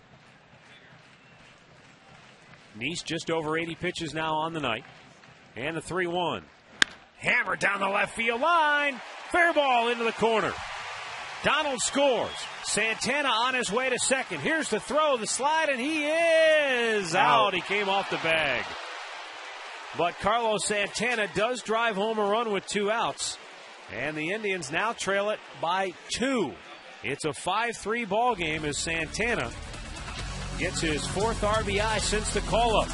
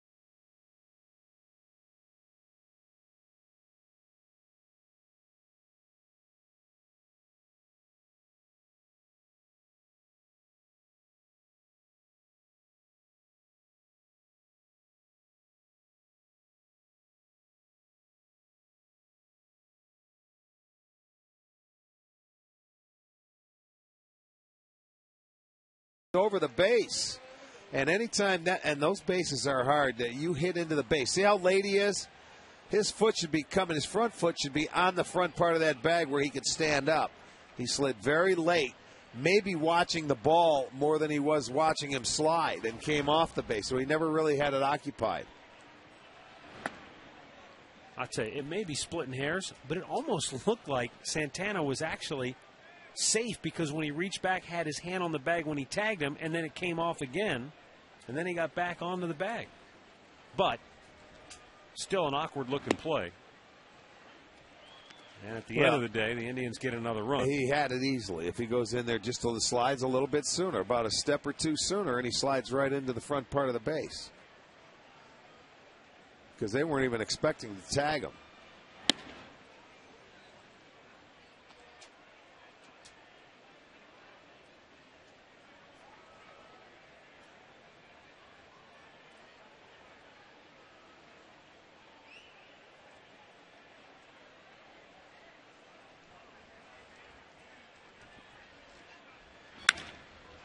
Left center field, long run. And Kearns can't get to it. He'll have to wait till it hits the wall on the roll. And into second base with the Mets' 6th double of the night. Yes, it is a 6th double. And I'll tell you what, the left-handers are putting on a clinic against Talbot today. You know, normally he wears them out. But that's the 5th time a left-hander's gone the opposite way.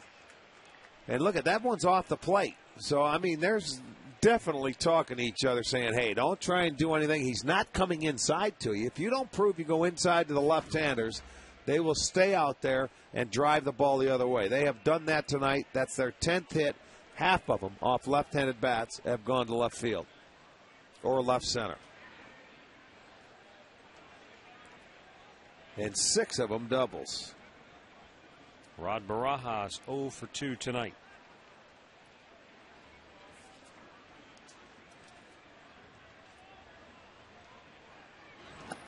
Chased one that time, 0-1.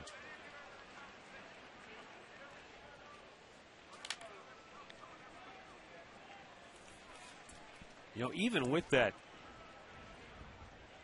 3rd inning in which the Mets batted around, Mitch Talbot and Jonathan Neese made exactly 82 pitches each through 5 innings tonight.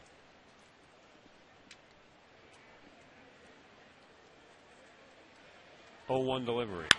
Back up the middle. That is going to get through.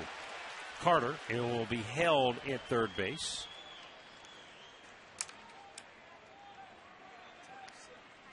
And New York with runners at the corners and nobody out here in the 6th inning.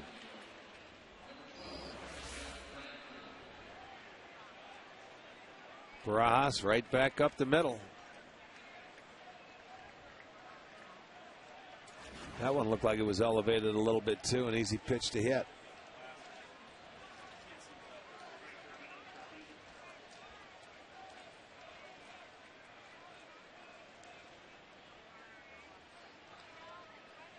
Swung on and missed. There was a good changeup to the right-hander. You see that ball down and away?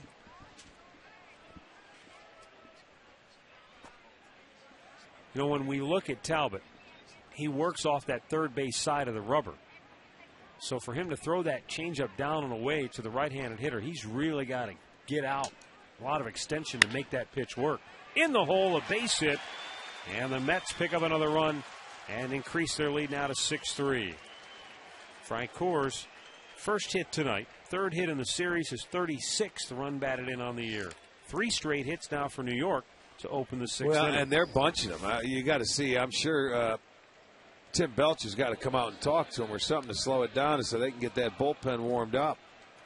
This ball gets underneath. You can't have the same thing happen that happened back in that 3rd inning. You're just coming back into the game. There's Frank Herman. And here comes Belcher. You got to stall for time. I mean, they ripped off 6 straight hits. They're halfway there in this inning.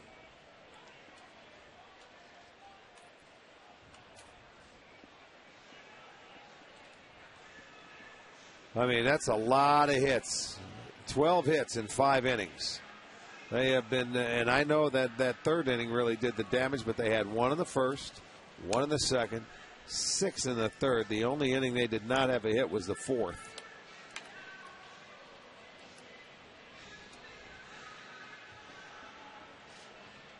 And now you're flipping it back to the top of the lineup after Tejada coming up. Tejada's 1 for 2. He singled and scored in the 3rd, grounded out in his last time up. And Mitch Talbot is in sore need of a double play ball right and here. Normally, remember we told you that he wears left-handers out.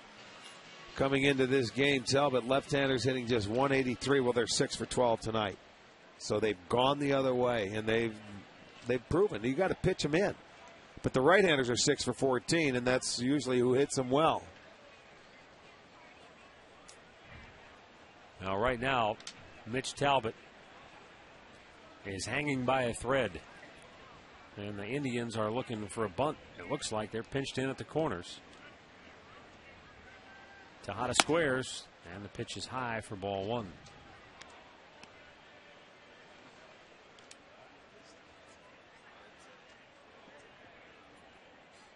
So even with the lead, Jerry Manuel looks like he'd rather have Tejada bunt and stay out of the double play and give Jose Reyes a chance coming up next.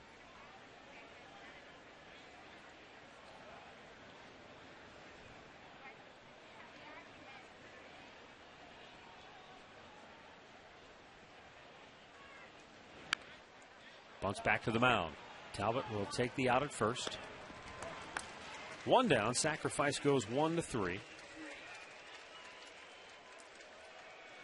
Well, save on your seats and triple your eats with the new AM/PM all-you-can-eat seats 3-pack. You choose your 3 games, enjoy unlimited food. And throughout the game, 3 packs are just $75. 216-420-HITS or visit Indians.com.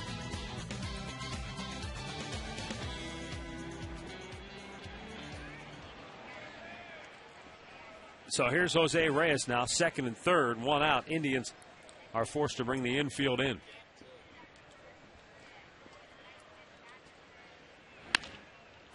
Marte backhands it, and he'll go to the bag himself. Barajas doesn't run well at third. He was unable to get home. 2 down.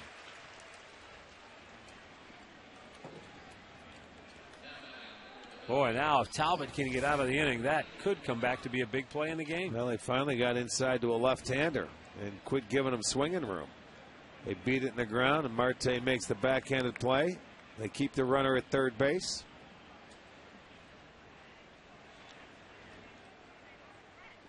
Angel Pagan 2 for 3. Single, double, RBI, run scored. Struck out his last time up.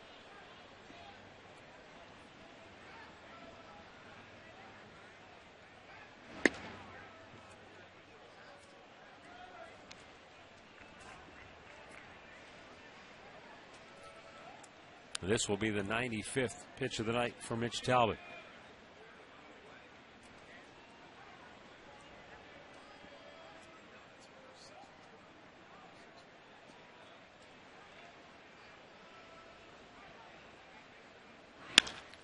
And a base hit up the middle. That's going to get 1 home. Barajas scores. Here comes Frank Coor. Kern's throw offline. And a 2-out, 2-run single for Angel Pagan, who has 3 runs batted in on the night. That's the backbreaker right there. And the Mets come storming back to take an 8-3 lead now. That right there is he gave him a little swinging room. That first pitch, a cutter inside. And then that's a third hit for Pagan. 2 to left, 1 right up the middle, and that one a 2-out base hit makes it 8-3. So a disappointing outing today for Talbot. So Manny Acta will make the move to the bullpen. Timeout here in Cleveland. It's now the Mets 8 and the Indians 3.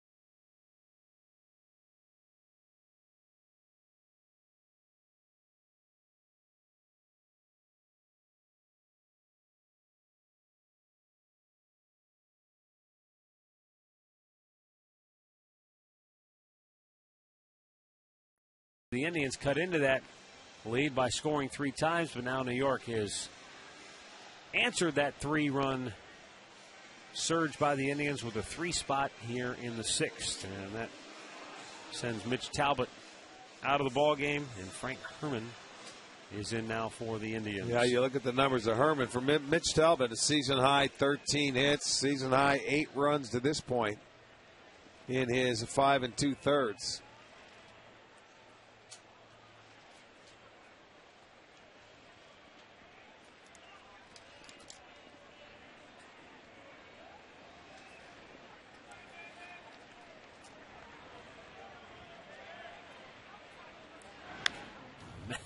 The Mets have gone 7 for 11 with runners in scoring position tonight. They have just been zeroed in. I'm telling you, they have had a great approach.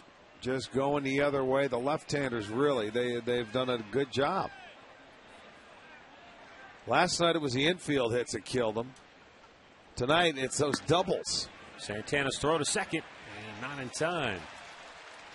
Angel Pagan with his 14th stolen base on the year. Rick, I would imagine if you're Howard Johnson right now, you've got to be thrilled in that Mets dugout watching that approach that these hitters have taken here tonight. Because as you said with Mitch Talbot, if you try to do too much and pull the ball, you're playing into his hand. And they've stayed on pitches. Well, they stayed on him, and to me, I don't think that Talbot went inside enough to the left-handers. And normally he will. He'll cut it in there, and it'll open up that outside part for his changeup. But I'm not taking anything away from their approach. There's Hojo.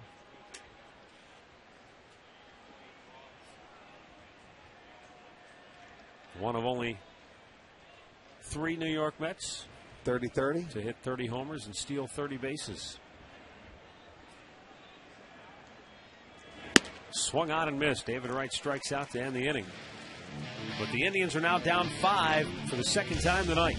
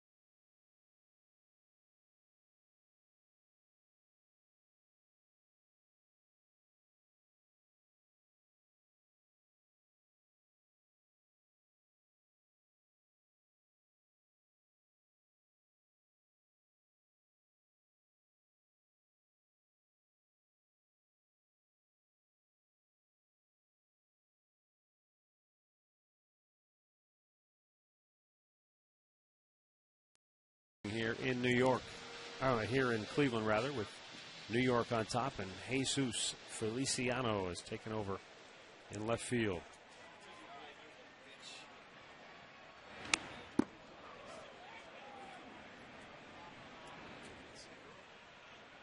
Travis Hafner singled and walked so far tonight.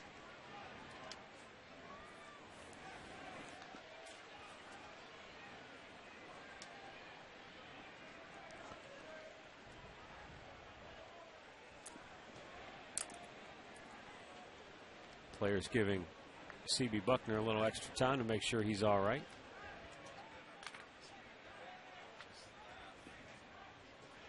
That's the second time he's been nailed tonight.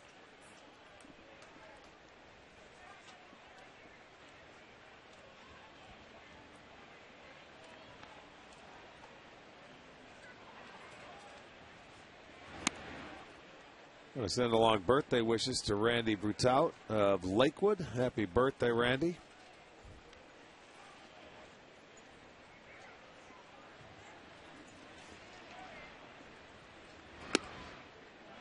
Good breaking ball, 2-1.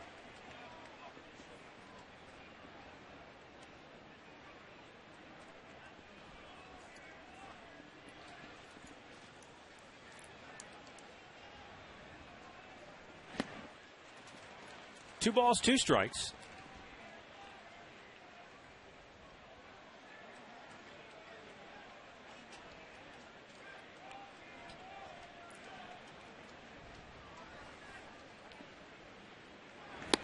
And he got him to go fish. Third strikeout for Jonathan Neese. One down here in the bottom of the sixth. Time now for our game recap, brought to you by your Northern Ohio Toyota dealers. Mets jumped out to a 5-0 lead. 4 straight doubles in that 5-run inning. But then Shelley Duncan got the Indians on the board with a home run. Make it a 5-2 game. The Indians would eventually cut the lead to 5-3, but the Mets with 3 more in the sixth to lead it 8-3. For a dealer near you, visit buyatoyota.com. Austin Kearns to second. Tejada, even with the slip, throws him out. 2 away.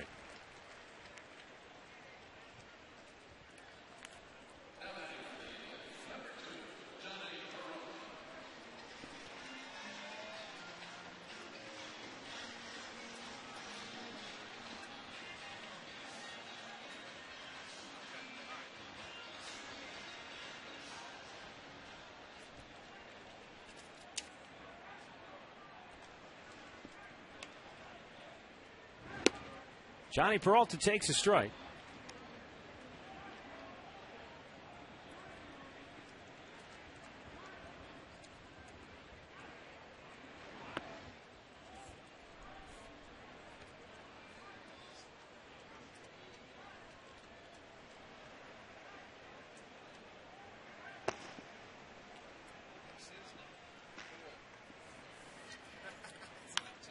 Henry Mejia warming in the Mets bullpen.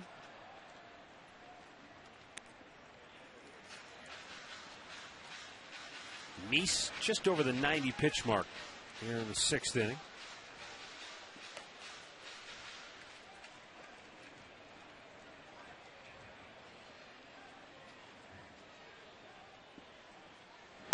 And Peralta spanks it into center.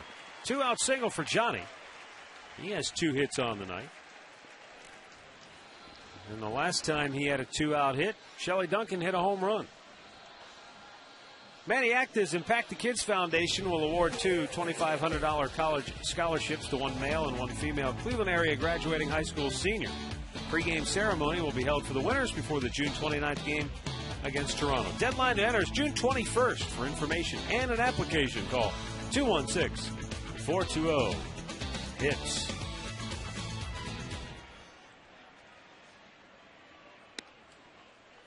And Shelley Duncan looks at a ball down low.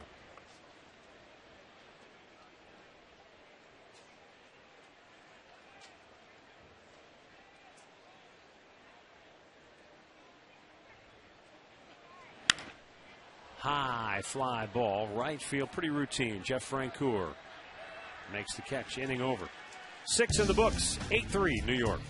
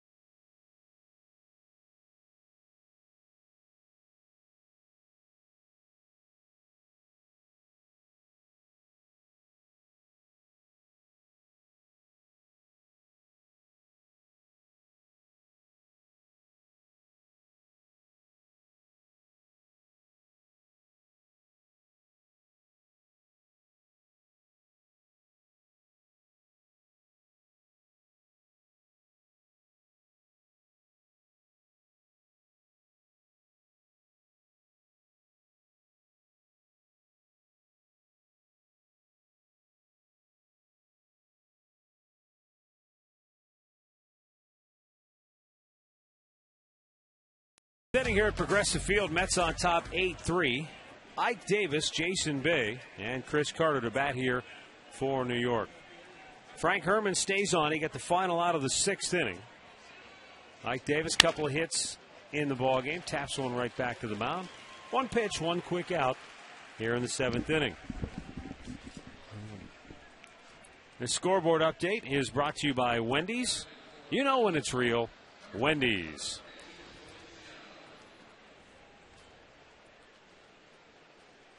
Two hits for Jason Bay tonight. He's out of the ball game. Never did hear if anything was wrong. Or just, I don't know. Feliciano went in last inning, and that very well could be. So Feliciano's first at bat here tonight, and he takes a strike.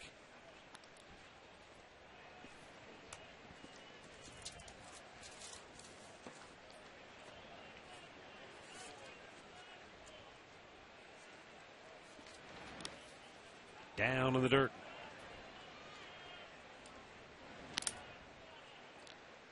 Could this be the first time a Major League Baseball team has had two Felicianos? Yeah, right.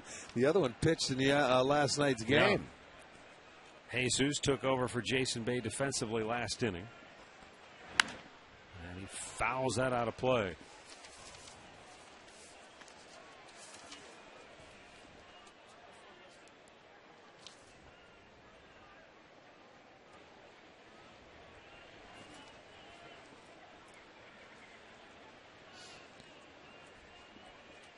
Jesus Feliciano got his first hit June 13th against Baltimore. He'll ground out here as Peralta takes care of him.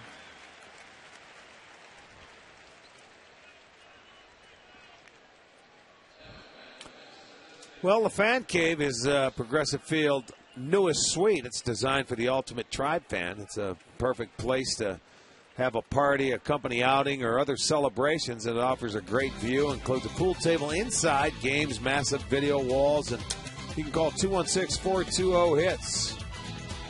Sitting up on our level, just off to our right, the Fan Cave. You can have a little fun. They've got videos in there, watch some TV, play some pool, and also watch some baseball.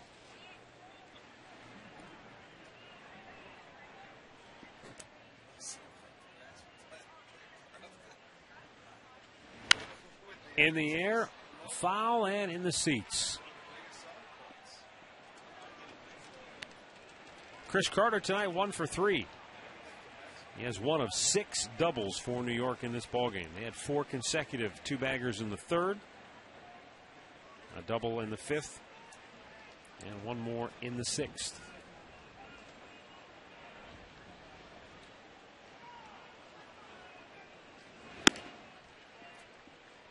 One ball, 2 strikes.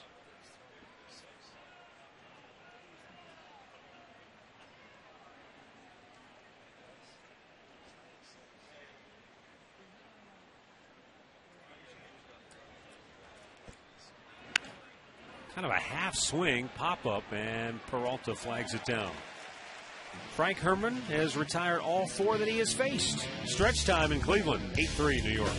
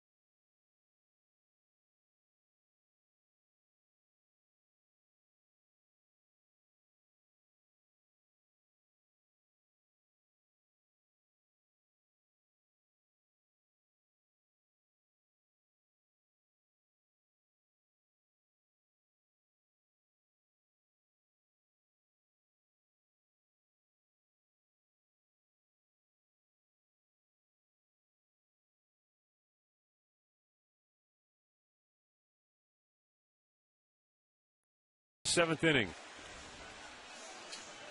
Mets fans having all the fun so far. Well, I was driving home from the game last night, heading out to the 90 going home. A lot of New York fans from upstate New York, from western New York. Absolutely. Yeah. Coming up to see the Mets last night. A lot of New York plates. Now, do you recall many Mets fans no. as a kid? They were just starting out when you were a kid. Yeah, in '69. But I'm saying even, recently, to me it's mostly Yankees. But there were a lot of them. There were a lot of them going home last night. I was flying past them.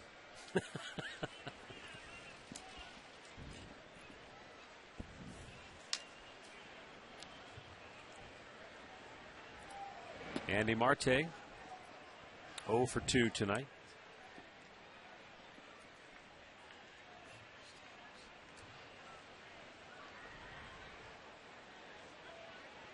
The 2-1.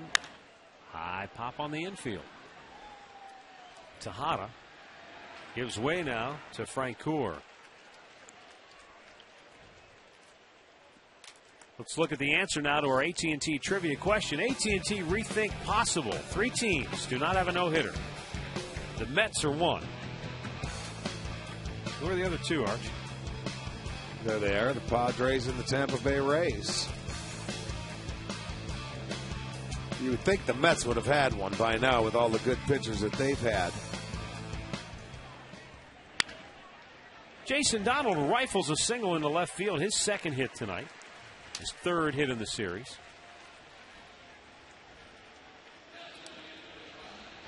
Well, you talk about the great pitchers, and you think of Dwight Gooden, Matlock, Kuzman, Seaver. You can go on. They had a lot of good pitchers. Tom Seaver had a perfect game broken up with 1 out in the 9th in 1969. By Jim Qualls. With 1 out in the 9th in 1972, a no-hitter went bye-bye. Boy, he had some heartbreaks, huh? Yes, he did. You know what's also interesting? I pointed this out to you the other day, I think.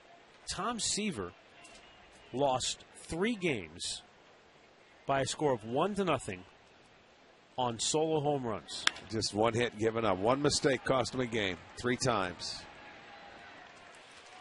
Hernandez flies to right. He's the only Mets pitcher in their history to lose 3 1-0 games on solo home runs like that. And one time it was a pitcher. Remember I asked you the pitcher's name earlier? Yes. Now I've forgotten his name. No, Tommy will remember. Chicago, from the Chicago Cubs. Left-hander Tommy says, we forgot his name. Leave it to me to bring something up and not have. Tommy's giving us. He gave me this. Yeah, left-hander. Yeah, you know that one. Who? There's only been 500 of them, right? I think his name was Johnny Who. I'll find it. It may take me a while, but I'll find it. We were talking about it before the game. Well, one of the games was against Houston, and Cesar Cedeno got him. He was a good player. And that was in the 1st inning. So he gives up a 1st inning home run to Cesar Cedeno and loses 1-0. Here we go. I did find it. The other one, as Chu taps it right back to the mound. Juan Pizarro was the Cubs pitcher that got him. And Rick Monday got him for the Cubs also in a 1-0 game. So there you have it, ladies and gentlemen.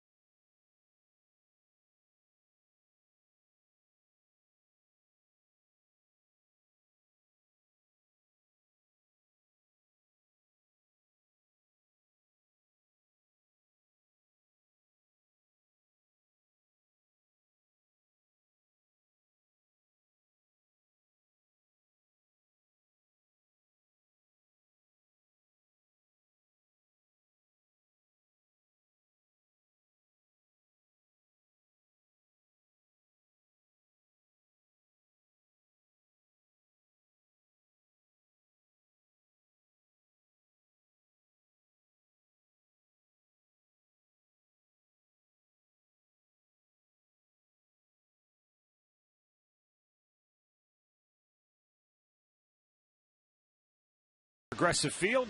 And Hector Ambrose now coming on out of that Indians bullpen. Frank Herman gave the Tribe did a nice job. An inning in the third of perfect again. relief. Yeah, did a nice job again. Hector coming on for the 14th time. 17 in the third innings, 27 hits, 8 walks, and 13 punchouts. Barajas, Francoeur, Tejada, the scheduled hitters.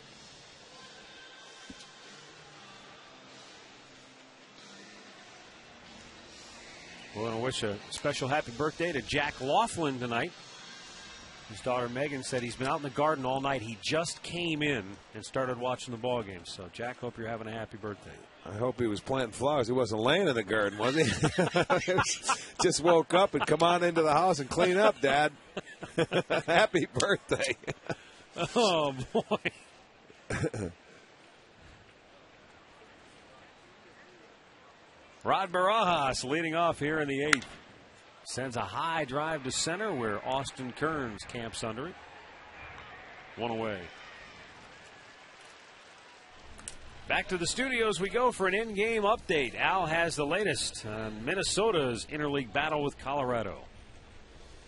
All right, man, off to Target Field we go. And in the bottom of the second inning, Minnesota with a 1-0 lead. Bases loaded. Nick Punto a single to center. That'll score Jason Kubel. Out at third base, though, is Young, and that's the score thus far. 2-0, Minnesota over the Rocks, 4th inning. Back to you. Jeff Francoeur looks at the ball outside. Francoeur, RBI single and a run scored his last time up.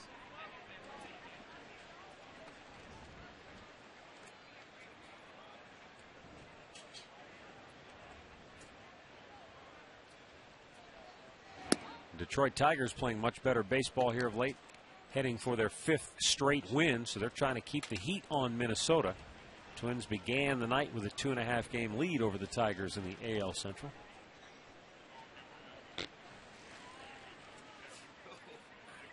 Swung on and missed, and it's 2-1.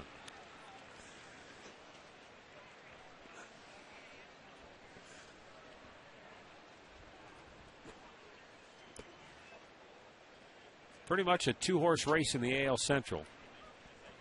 The other 3 teams separated by 4 games. There's a base hit to left field for Jeff Francoeur, his 2nd hit of the night. He's digging for 2. Here's the throw. And the throw's offline. Good throw had him. Well, that'd be the 7th double. You know, when you're up 5 runs, you can't blame the guys that want to be aggressive and try and stretch and get it into an extra base hit. A good throw. You've got Duncan out in left field. It was offline, and he was able to get in there. The backhand of play. Let's watch the throw.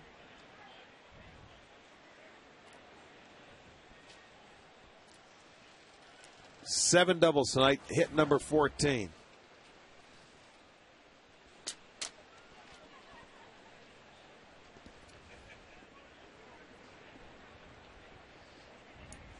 Ruben Tejada 1 for 2. Laid down a sacrifice bunt earlier in the ball game. And takes a strike. Tejada singled and scored back in the 3rd for New York. That was the big backbreaker inning of the game for Mitch Talbot. He gave up 5 runs in that inning. 4 straight doubles. We've talked about that quite a bit tonight in that inning. And yet the Indians still scratched out some runs, made it a 5-3 game. And then New York with 3 straight hits to open the 6th. Yeah, they just got a big 2-out RBI hit from Angel Pagan, and that was it. That took the wind out of their sails. Sure did. Mets also had 7 doubles in a game this year on May 30th against Milwaukee.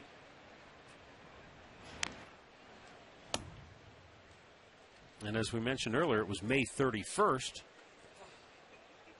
when the Philadelphia Phillies had 4 consecutive doubles in an inning against Atlanta. Something about the end of May. Brings out the 2 baggers. Yeah, double your pleasure.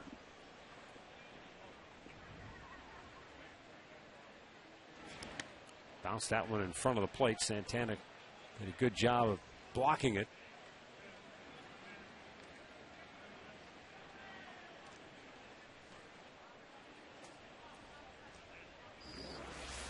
This one was, that almost hit out in the dirt, didn't it? Just off the grass. Boy, that's a tough one to block for Santana. You don't know where that one's going to bounce. But he was able to keep it in front of him.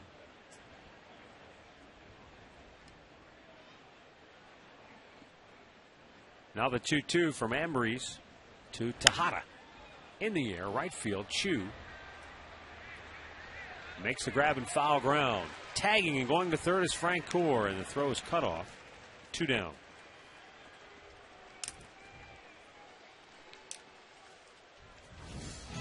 Well, you can meet a current Tribe player and watch the Indians from the field with Batting Practice Extra. You can choose from 3 different packages. Options include Progressive Field Fun Money or dinner in the Terrace Club. Batting Practice Extra is only available before select games. Call 216-420-HITS and reserve your tickets.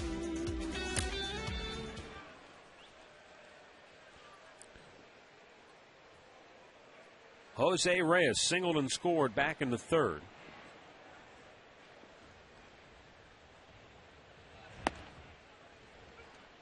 Reyes already has 22 multi-hit games this year. That's tied for 7th in the National League. Looking to add to that total here in his what should be his final at bat of the night. Well, Liner right into the mitt of Marte, and the inning is over. First baseman over today. We'll go to the bottom of the 8th. 8-3 New York.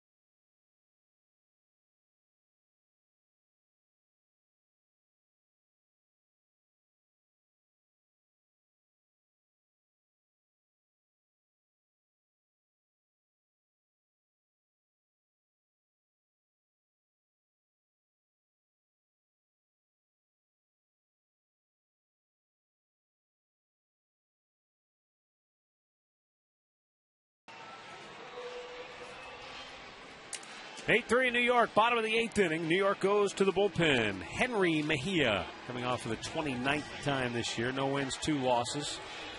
In 26 2/3 innings, he's walked 13, struck out 16. This kid's only 20 years old, youngest kid in the major leagues. Has pitched very well lately. Unscored upon in 7 of his last 8 games. Nice goes 7 innings, 8 hits, 3 runs. Walked a couple, struck out 3. The home run to Duncan.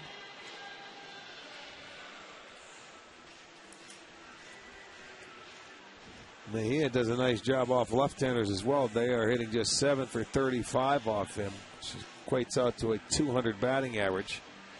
So the Indians down 5, and they only have 6 outs to go.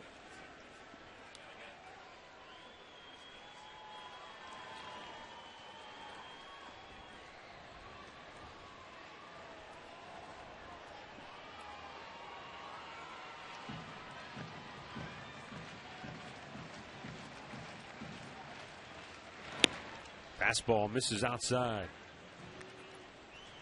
Mejia can run that fastball up there with pretty good velocity. Mid to upper 90s. Also features a curveball and a changeup. Now, I don't know if he'll use all three out of the bullpen, but. Well, I'll tell you what, he's, as I mentioned, 20-year older.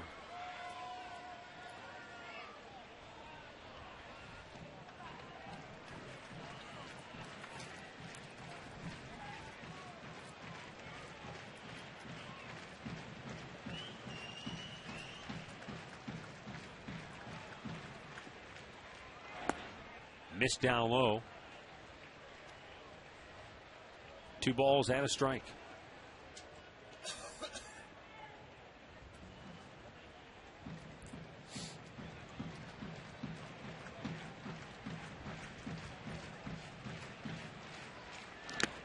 Foul tipped. 2 balls, 2 strikes. He'll turn 21 in October. Yeah, just signed in 2007, a non-drafted free agent out of the Dominican Republic.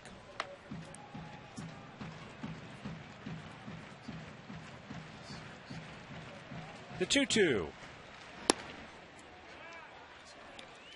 And the count goes full.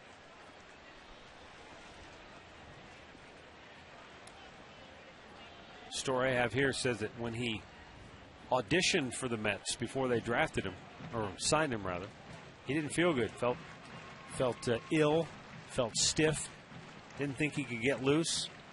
Threw 92. Well, that is. He's throwing 96 now, so he was sick. There's no doubt about it. Payoff pitch. And it's ball 4. So he walks the leadoff man, Carlos Santana. All bets are off is going on the road again. This time Chuck Coletti will host live from the Indians' new team shop at Westgate Plaza in Fairview Park, starting at 3 o'clock this Friday. Indians will raffle off a dugout suite, Father's Day specials, and free giveaways, all part of the day. All bets are off, live with Chuck Coletti from Westgate this Friday at 3.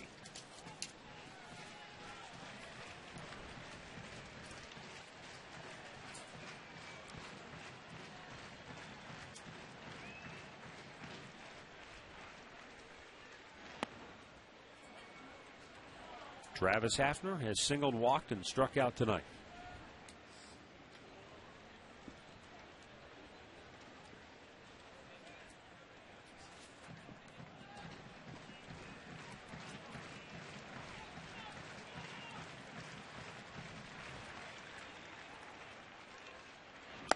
In the dirt. He's having a tough time with any off-speed pitches, trying to get him in the strike zone. Elmer descends. Getting loose in the Mets bullpen.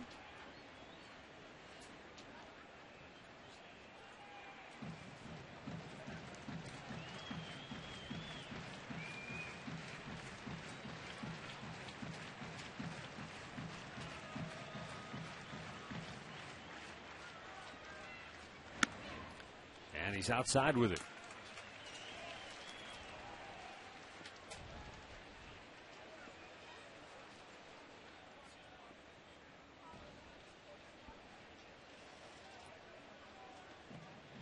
Well, this looks like a young 20-year-old with a terrific arm that can get it into the mid-90s, and he has a few different speeds. But, again, it's the command of the pitches.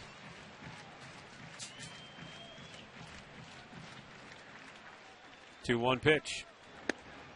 Well, here's the one scouting report I'm reading, Rick. It says, quote, Mejia lacks command on many outings, period. Well, that's as most young kids do that have a good arm. I mean, you learn. It takes a while to harness it, especially when you're throwing in the mid-90s. And, you know, just that fastball, as we've witnessed many, many times, you've got to be able to locate it. And when you fall behind in the count, have a pitch you can go to consistently that you can throw for a strike and not continually fall behind the hitters. And he walks the first 2 guys in the inning. And this is a way of letting the team right back into the ball game. Only 3 of his 11 pitches have been strikes so far. You know, you try and bring this kid along, you know, in games where you have a 5-run lead. Everything's been going very well. But This is one quick way you can let a club back into it. Well, here comes Jerry Manuel, and he's going to make a move to the bullpen, I do believe. Question is was Elmer Descends ready? You know, I guess when you call a guy like this into the game, you got to have that bullpen ready. It's an awful slow walk. Yeah, that's not usually a walk that you go out and give a message. No, that's if you do, that's some bad body language by a manager. He's just buying some time. There it is. Yeah, you don't walk that slow. All right, kid, we tried. You walk two, you got to go. So we will see Elmer Descends when we come back. 8-3 New York.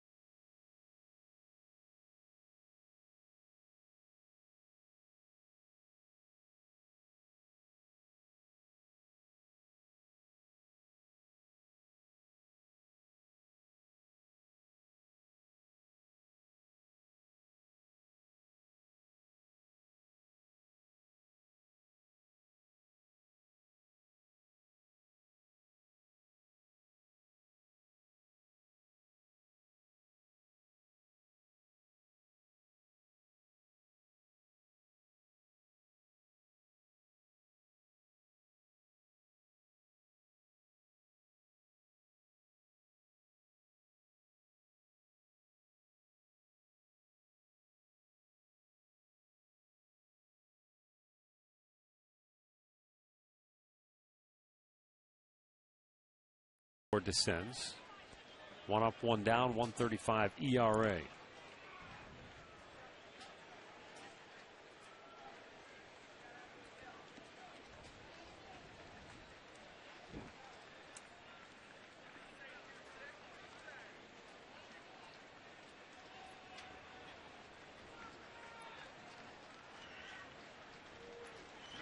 And Austin Kearns looks at the ball in off the plate.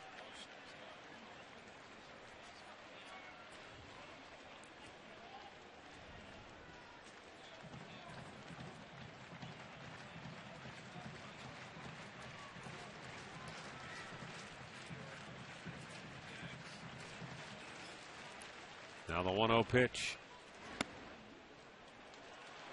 2 balls, no strikes, and all of a sudden this Mets bullpen trying to get the Indians back in the ballgame. Well, the Mets pen is 13th in the majors with a 3.74 ERA.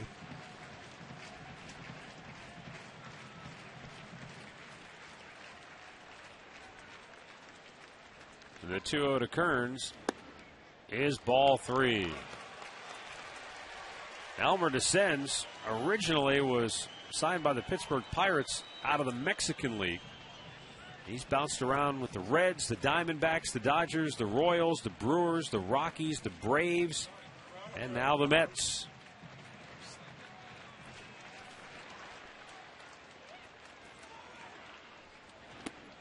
He walks Kearns on 4 pitches, and the bases are loaded with nobody out. They are setting the table here. That's 110 walks by their bullpen, second most in the majors.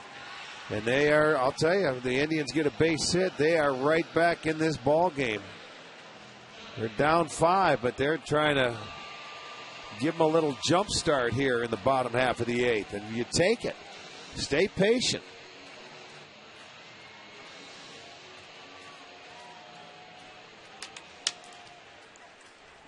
So here's Johnny Peralta, 2 for 3, 2 singles and a run scored. 15 pitches have been thrown by the Mets bullpen this inning. And not many strikes. 3.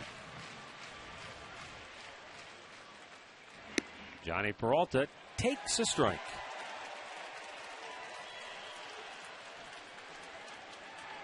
Well, this is a golden opportunity to maybe come back and steal a game. I think you said they've set the table for the Indians right here. Well, you want to keep it going. Right now, it would really energize everybody would be a base hit.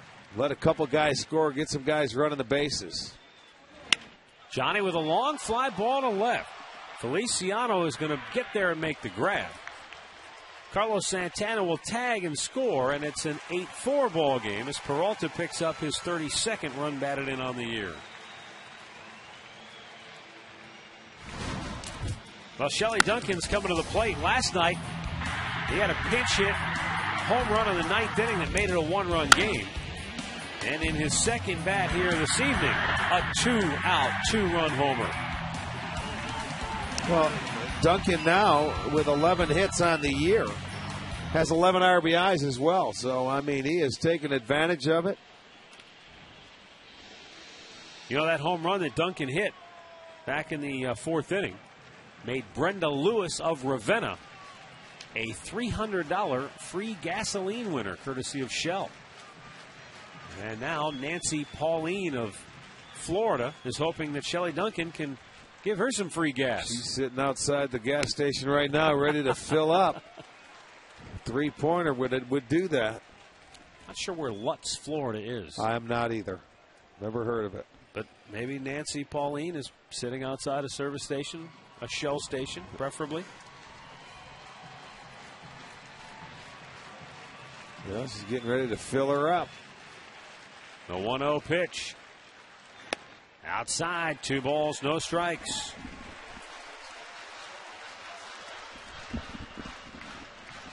In addition to all of the major league stops that I told you about for Elmer Descends of the Mets, he also spent 1 year in Japan playing for the Yomiuri Giants. So he has been well traveled indeed.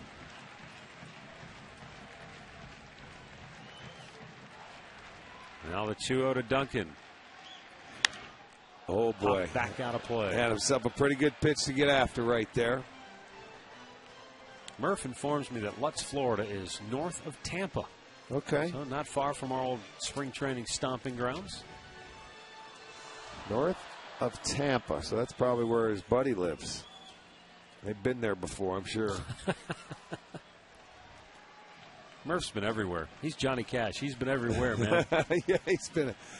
Well, thank you very much. We've got that right there. Oh, okay. And the pitch to Duncan is low, 3-1.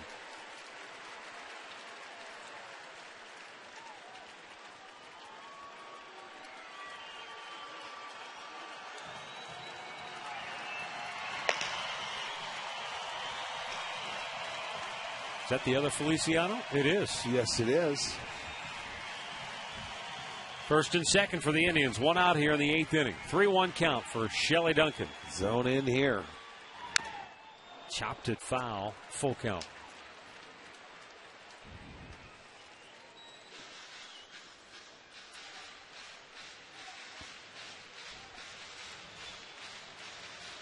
See him shaking his head there as he stepped out, maybe trying to be too aggressive. Well, no, that pitch was a little bit more away. You know, he had 2 good counts to hit in. He took 2 good swings, a 2-0 and a 3-1 count. Now you sort of change your philosophy here and shorten it up a little bit and try and get a base hit. On the 3-2 count, first of all, make him get it in the strike zone. The payoff pitch. Ground ball to third. Oh, what a pick by Wright. Gets the out at second. Double play. Holy smokes. What a pick by David Wright. And he starts an inning-ending 5-4-3 double play to end the inning.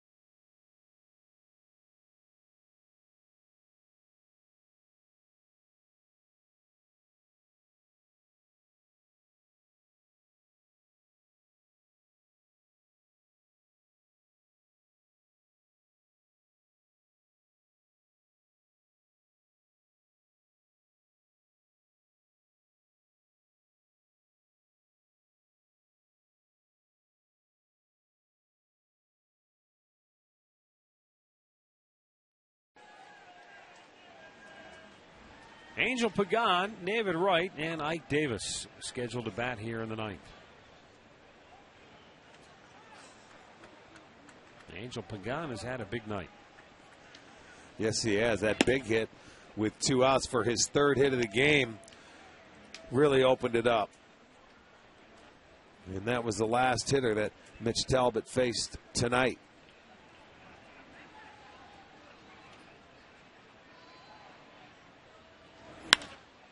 High fly ball to center. Austin Kearns takes care of that one down. Well, let's take a look at our player of the game, and no surprise, Angel Pagan with the big stick tonight. 4 for 9 now in the series, 3 ribbies, a couple of runs scored, 2 stolen bases. I said earlier, he's the guy filling in for Carlos Beltran. Doesn't have the power, the pop that a Beltran can give you, but they have to be pretty pleased with what he's done. Came in batting .281, 13 stolen bases. You know, you're right. Anytime you have to fill in for one of your frontline players, not an easy thing to do. What you try to do is weather that storm, and you have to pick them up as a team. But Mets are playing good baseball right now.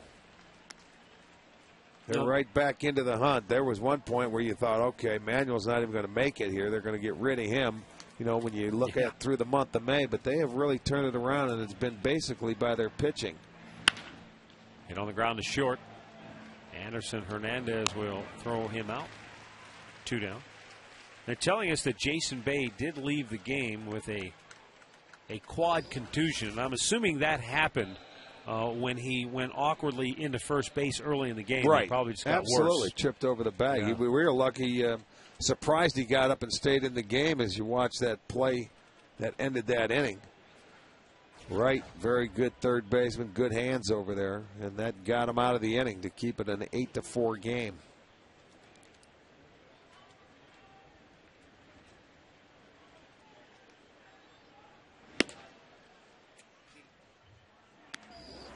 This was in the second inning in his first at bat tonight. Watch him leap, lunge for that base, and landed awkwardly, man. It just rolled over. Calling it a quad contusion. Last time I heard the word contusion, that was Grady Sizemore had done for the microfracture surgery. Unfortunately, nothing to laugh about. But I guess he and Cabrera now are coming to Progressive Field, working out on their morning workouts. We haven't seen him. Well, I know there was at least some hope that Asdrubal Cabrera will be back before the season's over. I mean, right. They put him on the 60-day DL, but there's certainly some. It's a lonely feeling, man, Yeah. when you're out there, you're on the DL, and you can't come in and play. You get your workouts in early, and you're gone. Every guy you don't I've ever feel talked a part to, of the team. that's exactly what they say. You just don't feel like you belong. Because you can't do anything. You want to help, you want to do whatever you can, and you know what? You can't. Strike is called. 2-2 the count. Good players, they play. They don't watch.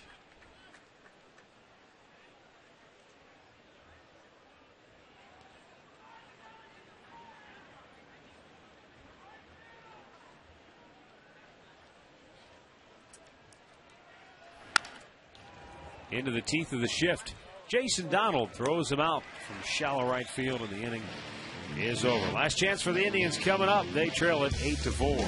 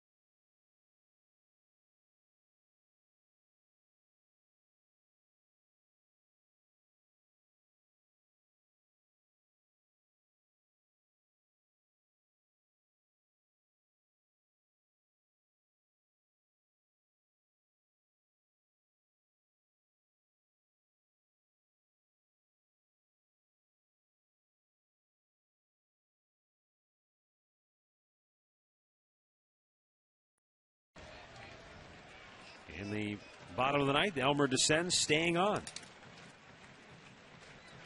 Well, they tried to set the table. They walked the bases loaded with nobody out. The Indians could only come up with one last inning.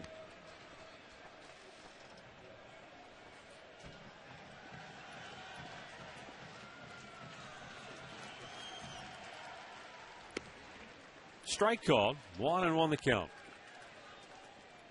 Well, Detroit beat Washington tonight 8-3. So the Tigers have won 5 in a row. They're nipping at the heels of Minnesota in the AL Central. Minnesota, meanwhile, still leads Colorado 2-0. They're only in the 5th inning at Target Field. Doesn't it seem like forever since we've been to Minnesota? Well, it is. Yeah, it does. You're exactly right.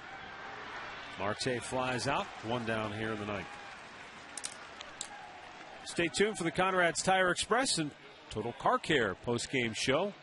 We'll look back at the highlights.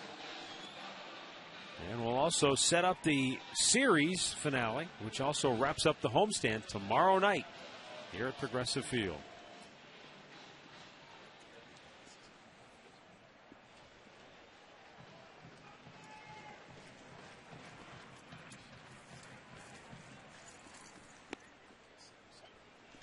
Donald looks at a strike. He's had a good night at the plate, going 2 for 3 with a single, a double, and a run scored. Good off-speed pitch by Descends, and I mean, he was way out in front of it.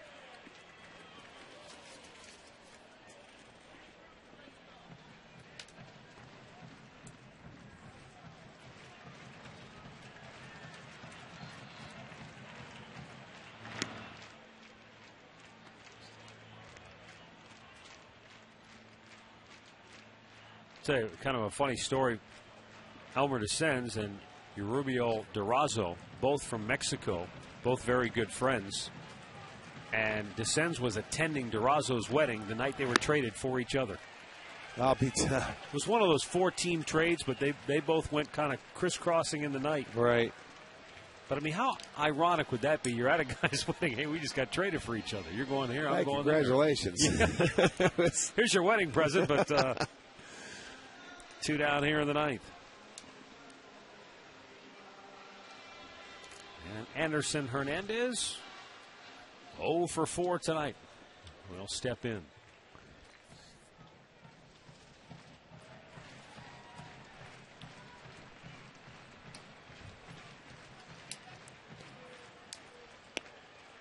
Ball 1 down low.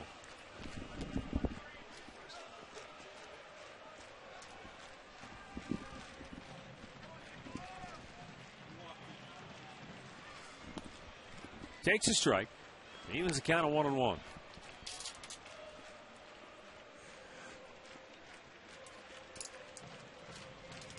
Series finale tomorrow night here on Sports Time Ohio. And our pitching matchup tomorrow night will feature Jake Westbrook against R.A. Dickey. So we'll get the knuckleball. Yeah. Murph was telling me, I haven't seen the pitcher. He's throwing a harder knuckleball.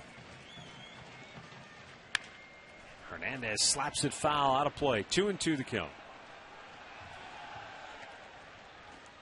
R.A. Dickey's a guy who sort of remade himself into a knuckleballer.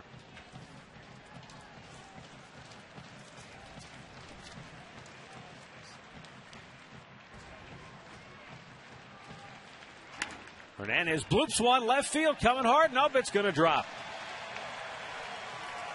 So the Indians still kicking here in the ninth with 1 on and 2 out, and Shin-Soo Choo coming to the plate.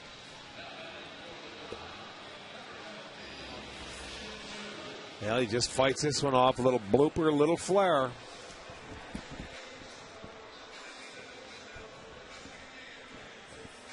That's hit number 9. Keeps it going. Brings Choo to the plate. Yeah, and Choo is hitless tonight, hitless in the series.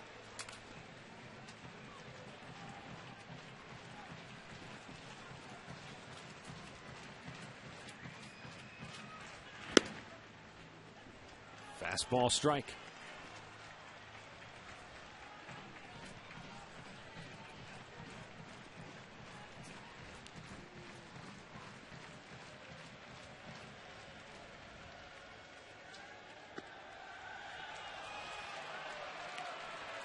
Chu not sure he agrees Well, with C.B. I'll tell you Buckner. what, Chu never, ever says anything, but he had a look on his face where you can tell he certainly did not like that call.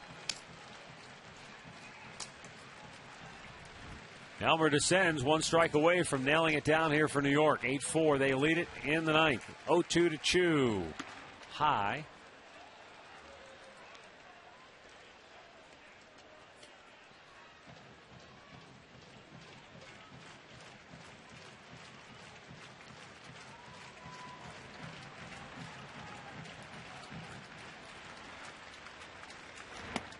Missed away, 2-2.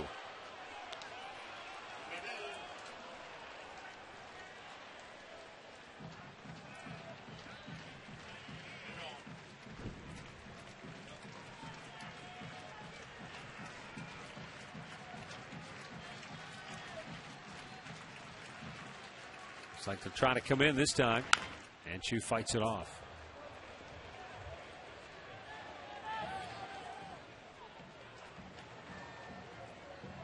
Henry Blanco and former Indian Alex Cora at the end of the bench.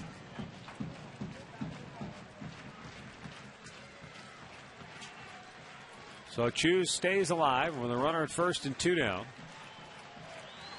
And the 2-2 is hit in the air deep to left.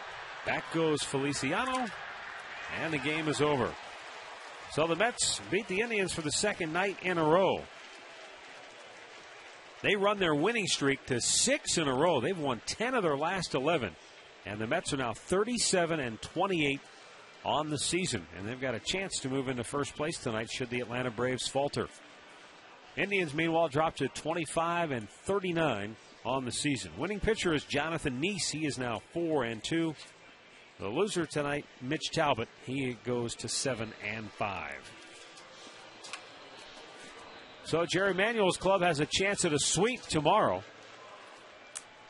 as the Indians have now dropped 3 in a row, going back to that Sunday game against the Washington Nationals. Time now for the play of the game, brought to you by KeyBank, banking home of your Cleveland Indians. Well, the Indians started to get back into this game, but a 2-out base hit and the third hit for Angel Pagan really opened this one wide open. That was the last hit of the Talbot face. He ended up giving up 13 hits, season high 13 hits, season high 8 runs for him. So that'll be our KeyBank key play of the game.